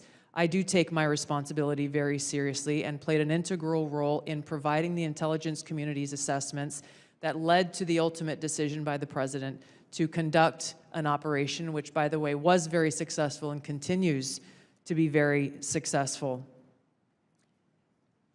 I was traveling at the time, and I was not playing a very specific role, as these chats reflect, in much of the conversation that took place there. Secretary Hegseth, in my experience, has continued to operate in the way that President Trump's confidence in him inspires, which is in the best interest of the American people and our war fighters and ensuring our national security. I think it's wrong to impugn him, especially at a point where he is not here to defend his own honor. Thank you, Congressman. I agree with your assessment and support for the Secretary, and I yield back. Gentleman yields. Ms. Houlihan. Thank you for the time, and I struggle, and if you look at my notes, I've changed my mind about 1,000,000 times what I'd like to talk about. I'd like to first start with Director Ratcliffe. I find it offensive for you to accuse me as a Democrat of not caring about national threats. I very much wanted to talk about those, in fact, had prepared questions in advance of this hearing about those threats, specifically about biosecurity and bioterrorism, but I don't have time to ask those questions because the threat is in the House. The threat is across the dais, and I need to ask these questions. It's my job to ask these questions of you. Because when I served in the military and I served in classified environments, had this happened to me, I would have walked my resignation in immediately. This is not okay. Communicating these sorts of things in Signal is not okay. Targets, times, those kinds of things are absolutely classified, and we all know it. I know it, these people know it, you all know it. And the fact that we're having to have these conversations now means that I can't ask the questions that I need to ask about things like bioterrorism and biosecurity. And so I'd like to put you in check as well, sir, because you can't assume who I am any more than I can assume who you are, sir. I would like to move my questions, however, over to Director Gabbard, because you are the DNI. You do have an obligation and a responsibility. I'm going to speak to you specifically about the fact that you have spent much of your 40 days talking about the importance of making sure that we don't reveal classified information, making sure that we don't leak information. You're a former battalion commander in the Army. I don't think that you would have necessarily appreciated the kind of leaking of information that I believe absolutely did happen in this Signal channel and is worthy of a further investigation. In fact, this committee established something called 50 U.S.C. 3235A, and this committee, on a bipartisan, apartisan basis, requires you, the DNI, to swiftly notify Congress and the Intelligence Committee if you're aware of any sort of significant unauthorized disclosure or compromise of classified information, which I would argue this has all of the markings of being that. And so if you, as the DNI, see such a thing anywhere within your organization's purview, you have the obligation to begin an investigation to report back to us on that. Would this seem to qualify to you as something worthy of that investigation? Thank you for your question, Congresswoman. In this situation, Secretary Hegseth has the Yes or classification no? and You are the declassification DNI. authority over DOD information. This chat did not have the auspice of being a DOD chat. There's no such thing as labeling it as DOD. This was a chat amongst a great variety of people, and you, according to our law that we passed here bipartisanly, have an obligation when you think there has been a tangible, significant leak of information to instigate an investigation. Do you not think it's important to do such a thing? Well, the National Security Council is investigating no? this inadvertent leak. And again, I point to Secretary Hegseth as having the classification. I and would argue that declassification Secretary authority. Hegseth, if he had the dignity that he needs to have, should be walking his resignation in, because I believe that his probably is heading toward being relieved of his duty based on what I think are significant and illegal leaks, most likely.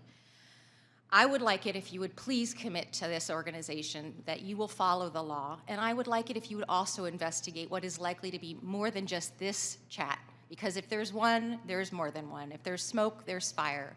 Would you please obligate yourself and your organization to that investigation? Yeah, Congresswoman, yes, I will follow the law. Thank you. I appreciate that. And Director Patel, I learned just recently that you only heard about this yesterday, which blows my mind since I heard about it 2 days ago, and I'm just a low on the dais, junior chipmunk here. Did you really only hear about this yesterday? The exact timeline I'm not aware of, but yeah, I think it was yesterday or the night And now that before. another day has passed, do you Well, believe, actually, it was the night before the hearing. now that another day has passed, do you believe that it's now time potentially for the FBI to open an investigation into this? I'm not going to comment on that Because you're the director of the FBI, you don't believe it's appropriate to comment on that? because there's a process in place, there's an ongoing litigation, and the National Security Council is reviewing this matter. And I'm not going to discuss any open or closed That investigations. ongoing investigation, literally, the lawsuit happened today or yesterday afternoon, and the idea that you don't have an opinion on this at this point is frustrating to me. No, it's not. My I'm not final going to question, prejudge any reclaiming my matters, time, my and the men final and women of the question, reclaiming my FBI will time, reclaiming call my the time, balls and strikes. reclaiming my time, not sir. you. Sir, Mr. Chairman, I'd like to have. Gentlewoman's recognized. You have Thank 4 you. seconds remaining. No, I have more than You that have 2 because seconds Mr. remaining. Patel would not acknowledge Gentlewoman's me. time has expired. Mr. Stubbe. Thank you, Mr. Chairman. Director Gabbard, were there any sources described in the signal chat? No, Congressman. Were there any methods described in the signal chat? No. Were there any locations? No. Therefore, due to the fact that there were no sources, no methods, nor locations described in the signal chat, it does not make the discussion classified. Is that correct? That is up to the Secretary of Defense determination. The Democrats are obviously making the assertions that what was in the signal chat was classified and claiming that Secretary Hegseth put this war plan out to the world, which he clearly did not. Were there any names in the signal chat? No. Any targets? No. Any locations? No. Was there a unit name or location of that unit? There was not. Were there any routes described in the signal chat? No. Wouldn't an operational plan contain that type of information? Every operational plan I've ever seen has contained that information. Thank you. Shifting to the real threats to America, the southern border. Due to the previous administration's open border policies, they allowed over 10 million illegals into our country.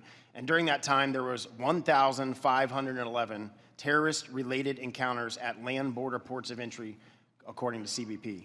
As someone who fought in the war on terror, I find this deeply offensive that the previous administration would sacrifice the security and safety of the American people in the manner in which they allowed terrorists, criminals, and rapists into our country. In your testimony, you state, and I quote, based on the latest reporting available for a year-long period ending October 2024, cartels were largely responsible for the deaths of more than 54,000 U.S. citizens from synthetic opioids. A lot of those citizens are from my home state of Florida. Cartels, narco-terrorists, and other violent transnational criminal organizations have violated the territorial integrity and sovereignty of the United States and have also fueled human trafficking and the opioid epidemic that many of my fellow Floridians have witnessed for far too long. I applaud President Trump and his swift decision to designate the narco-terrorists and Mexican cartels as foreign terrorist organizations, and I want to thank each of you for making this a priority to fight against Mexican cartels, traffickers, narco-terrorists that have been responsible for killing hundreds of thousands of Americans. For every narco-terrorist and cartel member violating our sovereignty, poisoning the American people with fentanyl and other illicit opioids, know this, your days are numbered, and know that the full force of the U.S. government will soon address your atrocities once and for all. Director Patel, it's no secret that there is a growing presence of Mexican cartels operating fentanyl synthesis labs just over our border. Just last year, the CBP estimates that more than 21,000 pounds of fentanyl was seized at our borders. That is enough to kill more than twice the population of the world, of our country. What actions are you taking to strengthen the FBI's fight against illicit fentanyl within our borders? Thank you, Congressman. It's good to see you. We have made it a priority at the FBI because fentanyl and illegal narcotics kill an American citizen every 7 minutes. That is a national security crisis, not just at the southern border, but at the northern border. And the Mexican cartels, along with their illicit partners in the CCP and other adversarial countries that are doing harm, are not just taking the fight down south, but they're bringing it up north. So we need to be more vigilant as to what's coming in through our northern border as well. Known and suspected terrorists are flowing in through our northern border more than they are our southern border, I would say, because of the successes we've had in closing the southern border. But when it comes to specifically, to fentanyl, we are making, to date, since January 20th, 383 kilograms of seizures of illegal fentanyl, which is enough to kill 29 million Americans. And other than enhancing border security measures, what would be the most worthwhile action the United States could take to eliminate the cartels and stop the flow of illicit fentanyl? I got one answer for you.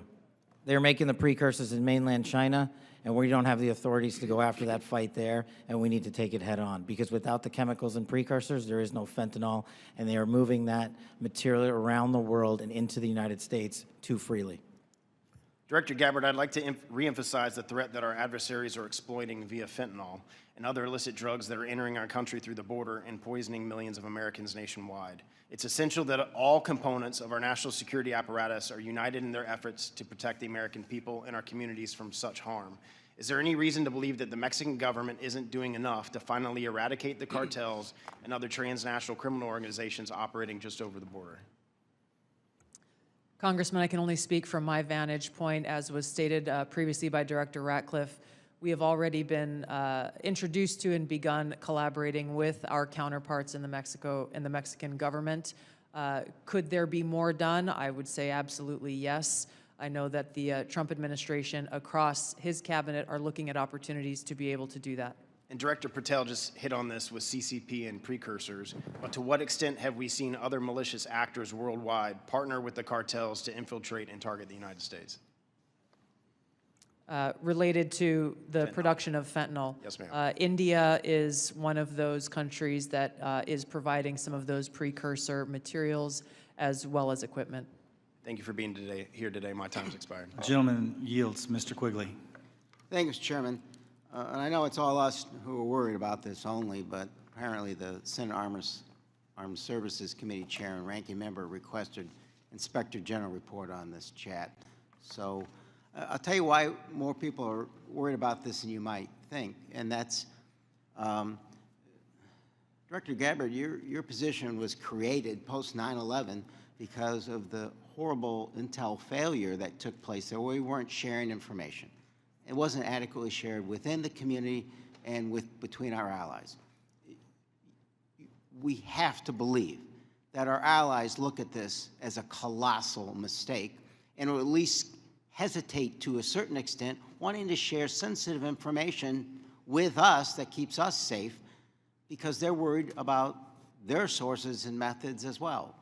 Wouldn't you be at least somewhat concerned that our allies would look at this and say, that wasn't the perfect way to communicate? Congressman, thank you for the question. If that information that was put out in the chat by the Secretary of Defense had included specific sources and methods and targets and names, then the answer would be yes, but that was not the case. Let me stop you there because there's such a limited time. Generals, look, you're here because you got tough spots, so I have to put you on the spots. You're passing information like this just within your agency, and you know that it's going to include, we are go for mission launch, Houthis, sea lanes, the information about the weapon systems. That gets to the Houthi military commanders. Doesn't it make you think they're at least going to say duck? Thank you for the opportunity to weigh in on the issue. Yes, if we were collecting this on our adversaries and we're able to get this information as was asked of General Hawk earlier, we would consider that classified, but it's classified under the collection piece. The data that we're talking about here is the operational data, not the intelligence data. Respectfully, sir, just because we have limited time. Secretaries. The Houthis military leader is going to duck when he hears this, or he's going to take some action, or he's going to try to shoot our planes down, right? If he has actionable intelligence, he will certainly use that. I'm talking about this intelligence. You don't think he can figure out? Houthis is mentioned a couple times, sea lanes. They show the weapon system. At least it's a credible warning to him. I would offer the Houthis' defensive position has been constant since the 15th of March. All right. General, I'll just take a whack at it. You're the Houthis' military leader. You get this information passed on to you. It doesn't make you at least take warning? I would, Congressman, I think from the Houthis' perspective, they do have air defense equipment, and they would be able to detect aircraft when they're entered into the Red Sea, and certainly when we have our intelligence aircraft operating over top their country. They'd be able to detect that activity. But being forewarned is extraordinarily important. I'll take another stab at it. If just language like this, in a different context, okay? But just within your department, sir, your people are passing this information. Do you advise them maybe they don't use Signal on this? Are there other forms? Obviously, they're going to be more secure. What I would offer is the data that we would be passing would be the full target packages and the full set of operational information. Okay, but even if it was just this, do you really want to give the possibilities that they could be breached, hacked, and they would get this information? Wouldn't you, even with just this, sir, respectfully, wouldn't you want to use a more secure means of communicating? I think what I would offer are two things, and hopefully they're helpful to you. One of them would be, in addition to that full package that we would talk about, when the Secretary extracted individual details from that and provided those on Signal, whether individually or in aggregate, that is his decision of what is classified and what is not from an operational aspect. And that's probably the most important relevant piece to there, and I would echo what we've said before. It's the Secretary's authority for the just give me, there's more secure ways of communicating any of this, right? There are, and our adversaries have General, various there are, abilities right? to intercept. There's much more secure means that you use, even if you don't think that this is, or you don't want to stick your What head I out would on say it. is the full packages were transmitted within classified, within traditional classified. But means. this could have All of been the ones transmitted in a classified way as well. Thank you. Gentleman's time's expired. The gentleman from Arkansas, the distinguished chair of the Financial Services Committee, Mr. Hill, is recognized. Thank you, Mr. Chairman. And let me say, Director Gabbard and Director Ratcliffe, it's so great to have you back in the Longworth House Office building. The food's the same, but you're welcome anytime. Director Ratcliffe, you know, we've served for 10 years together. I'm certainly aware of your extraordinary service at the DNI and here in Congress. And I just have a couple of follow-up questions on this topic of the Signal chat. Were there any war plans distributed in that Signal chat? No, Congressman. And were sources and methods that would compromise our intelligence system or your agents in the field around the world, were they discussed on the Signal chat? No. I appreciate that. I just think that's an important thing to have on the record. Director Patel, I co-chair the Americans Wrongfully Detained American Hostage Task Force here in the House, and I just in fact left Tigran Gambaryan, a former FBI official who I helped get out of prison in Nigeria last year. I just left him a few minutes ago. You've you know this issue very, very well, and President Trump's made such a commitment to bring Americans home. There's some 30 Americans still wrongfully detained or held hostage abroad. Is the FBI committing to work through its officials in our embassies around the world to bring those Americans home? Thank you, Congressman. And as you know from my prior service in the prior administration, President Trump brought home over 50 hostages and detainees worldwide, and that effort is being redoubled now until every single American is home. And the FBI, from my perspective, has been given a directive that any wrongfully detained or captured person overseas is a priority to bring back. We're so grateful to the President for making this a priority. We don't want our citizens that hold a blue passport to suddenly be a target in all their interactions around the world. That's wrong, and I'm glad President Trump's made it a priority. I look forward to working with you on that. Since November of 2023, I've been pursuing aggressively in this committee the U.S. government's policies and procedures for handling border encounters, specifically known or suspected terrorists, To quote former FBI directors, testimony before the Senate, there are blinking lights everywhere of concern. But despite my numerous attempts, including multiple briefing requests, letters, legislative provisions, a GAO report requested, the prior administration refused to provide requested information and data on what the public now knows was a very dangerous situation along the U.S. borders that President Trump now has as a priority of fixing.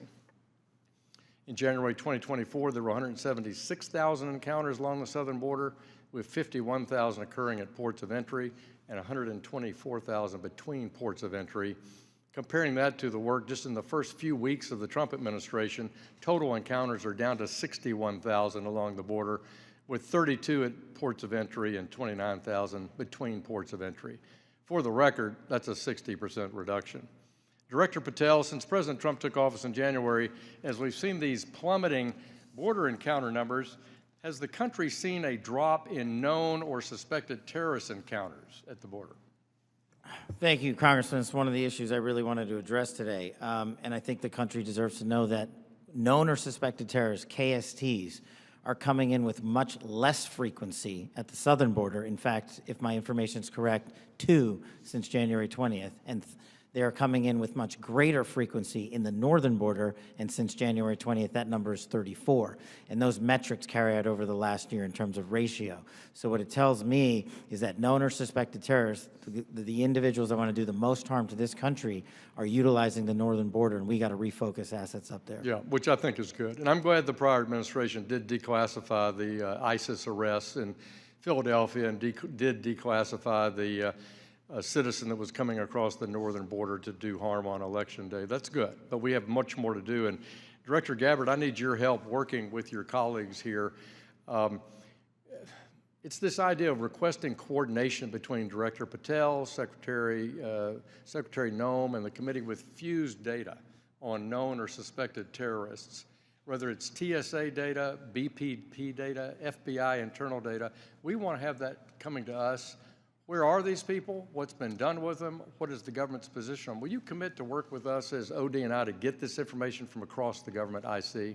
Absolutely, Congressman. And as you know, our National Counterterrorism Center was really created to fulfill exactly that task, so that we're not dealing with multiple vetting systems that are coming up with different results, that we have this central vetting database to be able to identify those known or suspected terrorists who may be trying to come into our country, or who may be one of the tens of millions who illegally crossed into our border, may have come into our country during the last 4 years. We look forward to working with you. Thank you for your answers, and I yield back. Gentleman yields. Ms. Tinney.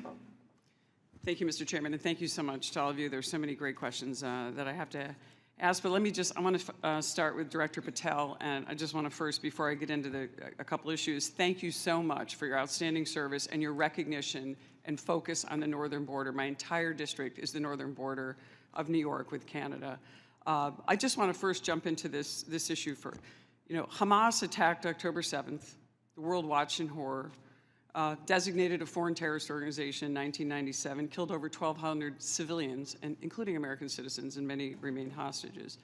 Only slightly less disturbing, we had a myriad of seemingly coordinated pro-Hamas demonstrations that have taken place all over the United States, in my state of New York, on college campuses, in Washington, D.C., universities. Director Patel, does the FBI have any open investigations into the organization, the leadership, and the funding of these pro-Hamas demonstrations with students such as, and groups such as Students for Justice in Palestine? Thank you, ma'am. And I'm limited by what the Attorney General has already publicized, but as you know, there are open investigations based on what's been made public. Okay, has the FBI uncovered any evidence of foreign support for these Hamas demonstrations, including, other than Iran, any of these groups I might mention, like Students for Justice in Palestine, anything that's open source that we can talk about? That's still ongoing. Thank you. Director Gabbard, thank you so much for your service. It was great to serve with you in Congress as well, and works so much on wonderful veterans issues. My son's also a Marine major, and so we appreciate the service of everybody here. Let's keep in mind, obviously we're in open session. Do you have anything or ongoing intelligence to suggest there's foreign support from governments, non-government groups, and individuals that have helped these pro-Hamas demonstrations all across America, including on university campuses. Congresswoman, there are some assessments that reflect that, and we can talk about that in the closed session. Great, thank you so much. And now I want to get back to Kash, Director. Great work on the northern border. I'm one of the co-founders of the Northern Border Security Caucus, and your information has been tremendous. Once I got the district that I represent now, this sprawling, long district, the entire northern border is Canada. And as you say, 358 suspects on the terror watch list. Almost 90% of the suspects on the terror watch list are coming across our northern border. I'd love to talk to you. What is the FBI doing specifically dealing with this northern border? And what access point are you? Who are you working with? Is there a way that we have got a way to handle this with the foreign terror threats? And I say this in light of my district specifically, where New York State, led by Democrats, by the way, is notorious for their unwillingness to work with law enforcement. Under Governor Cuomo, we cut off the ability. I know Congressman Quigley talked about working together after 9/11. The state hit hardest by 9/11. And Governor Cuomo put in a law that prohibited law enforcement from working together in 2019.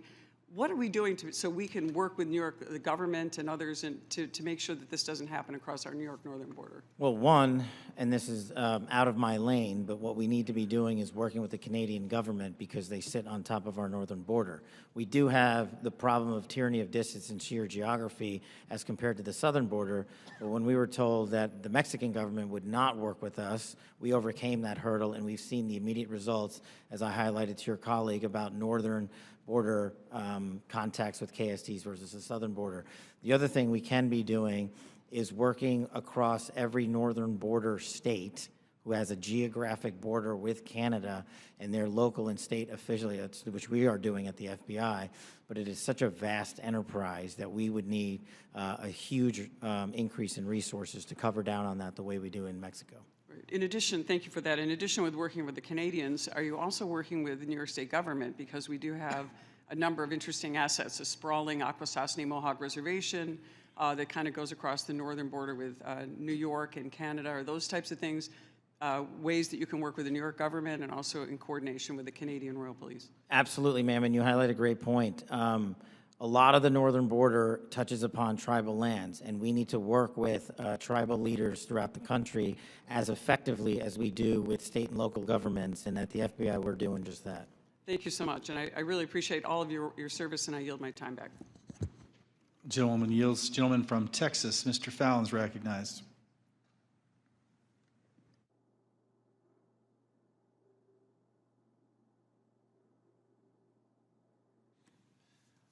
Thank you, Mr. Chairman. I appreciate it. Director Patel, many of us had grown, increasingly alarmed at the sheer number of foreign nationals we're seeing caught spying on our critical infrastructure or, near sensitive sites in the country. One example is a Chinese national who's flying a drone, allegedly flying a drone over Vandenberg and taking pictures of the base. He was arrested in the San Francisco airport not that long after. Director Patel, would you agree that the two most dangerous nation states to our homeland and our interests are China and Russia? Yes, Congressman. So it would stand to reason that we should pay particular attention when foreign nationals from these two countries, who we've already established are the greatest threats to our country now and in the future, when they try to sneak into our country illegally. Absolutely, sir. Can you speak on the illegal migration we see from Russia and China and the differences that we saw from the first Trump administration to the Biden administration? Well, one, the problem you have when you have an effective resolution to that set of issues is that the enemy adapts. And what they've done is utilize, as we were just discussing with your colleague, the northern border to shift their resources and affiliations to pour in known or suspected terrorists through the northern border. They haven't stopped through the southern border. They just know that we are setting up a pretty monumental effort down there to stop any known or suspected terrorists from entering the country. But the thing is, the Chinese, the Russians, Iranians, and other adversaries are utilizing their partners, just like they are doing in terms of how they move illicit fentanyl precursors into this country. They're moving humans in the same fashion, and we need to treat it as such. Did you see an increase from the first Trump administration to the Biden administration on Russian and Chinese nationals crossing the border? Did it increase or decrease? Yes, actually, so the PRC nationals crossing the southern border from 22 to 25 was 178,000. And I don't have the number for the northern border, sir, but I'll get that to you. So, well, yeah, what we found was that there was actually a market increase, alarming, with the Chinese illegal migration increasing 527% all in, and Russian 2,400%. And if just 1/10 of 1%, some fraction, some tiny fraction, 1/10 of 1% are actually asset sleeper agents loyal to Moscow or Beijing, they could wreak havoc and mayhem in a free and open society. It's very dangerous. And then those are the ones we know about. What about the ones that snuck across and we never found them? The unknown gotaways, if you will. So, Director Patel, there's also great concern about the increasing number of counterintelligence threats that are penetrating all levels and branches of government, both local, state, and federal. The number of elected and appointed officials willing to betray this country is becoming increasingly pervasive. Last year, we saw a former senior aide in the New York governor's office, Linda Sun, and her husband, Chris Hu, indicted on charges of money laundering and acting as foreign agents to the People's Republic of China. Ms. Sun used her position to block Taiwanese representatives from access to New York State officials. Instead, we're rolling out the red carpet for those PRC officials to have those meetings. I mean, that's some scary stuff. So when we have someone like Sumi Terry, who also worked covertly spying on Korea while working simultaneously with various think tanks, and she had been national security official, and she'd worked for the CIA and the National Security Council. And because of her job, members of Congress and their staffs had access to these Korean intelligence officials, and she was paid with, thousands of dollars in luxury gifts. But Director Patel, I get that these investigations are ongoing and sensitive. But to the extent that you can, could you please briefly highlight the severity of these counterintelligence threats, including a rough estimate of the number of open counterintelligence cases that are pending? We have many, and I'll get you the exact number, sir, in closed session. But what it highlights is that the enemy is not relenting. They're actually doubling down and tripling down on their efforts, and there's no sector in government that they won't go to and try to infiltrate and penetrate access and turn people in this country against our own nation. So that is a national security threat of our time, as is the terrorism threat and as is the fentanyl threat. It needs to be treated as such equally, and at the FBI we're doing that. Thank you. And Director Patel, will you commit to providing this committee with classified briefing on the severity, the FBI processes and procedures, including defensive briefings related to counterintelligence threats involving elected and or appointed officials? For defensive briefings, Congressman, I commit to you that the FBI will give you everything we have in our holdings. I can't comment on other people's. Thank you. And Mr. Chairman, I want to thank all the witnesses for being here, particularly Mr. John Ratcliffe, Congressional District 4 says hello. I yield back. Gentleman yields. I just got notice that the baseball shooting report discussed by Vice Chairman Kelly earlier today has been delivered to our SCIF, and I appreciate, Director Patel, your responsiveness to that issue. Thank you so much for your commitment and the appropriate transparency demonstrated in that. We appreciate that very much. Since each member has had an opportunity to question our witnesses, I will now close this portion of the hearing, and we'll reconvene in closed session at 2 p.m. in the HIPSI spaces. I ask the public and staff to please remain seated until our witnesses depart. Thank you.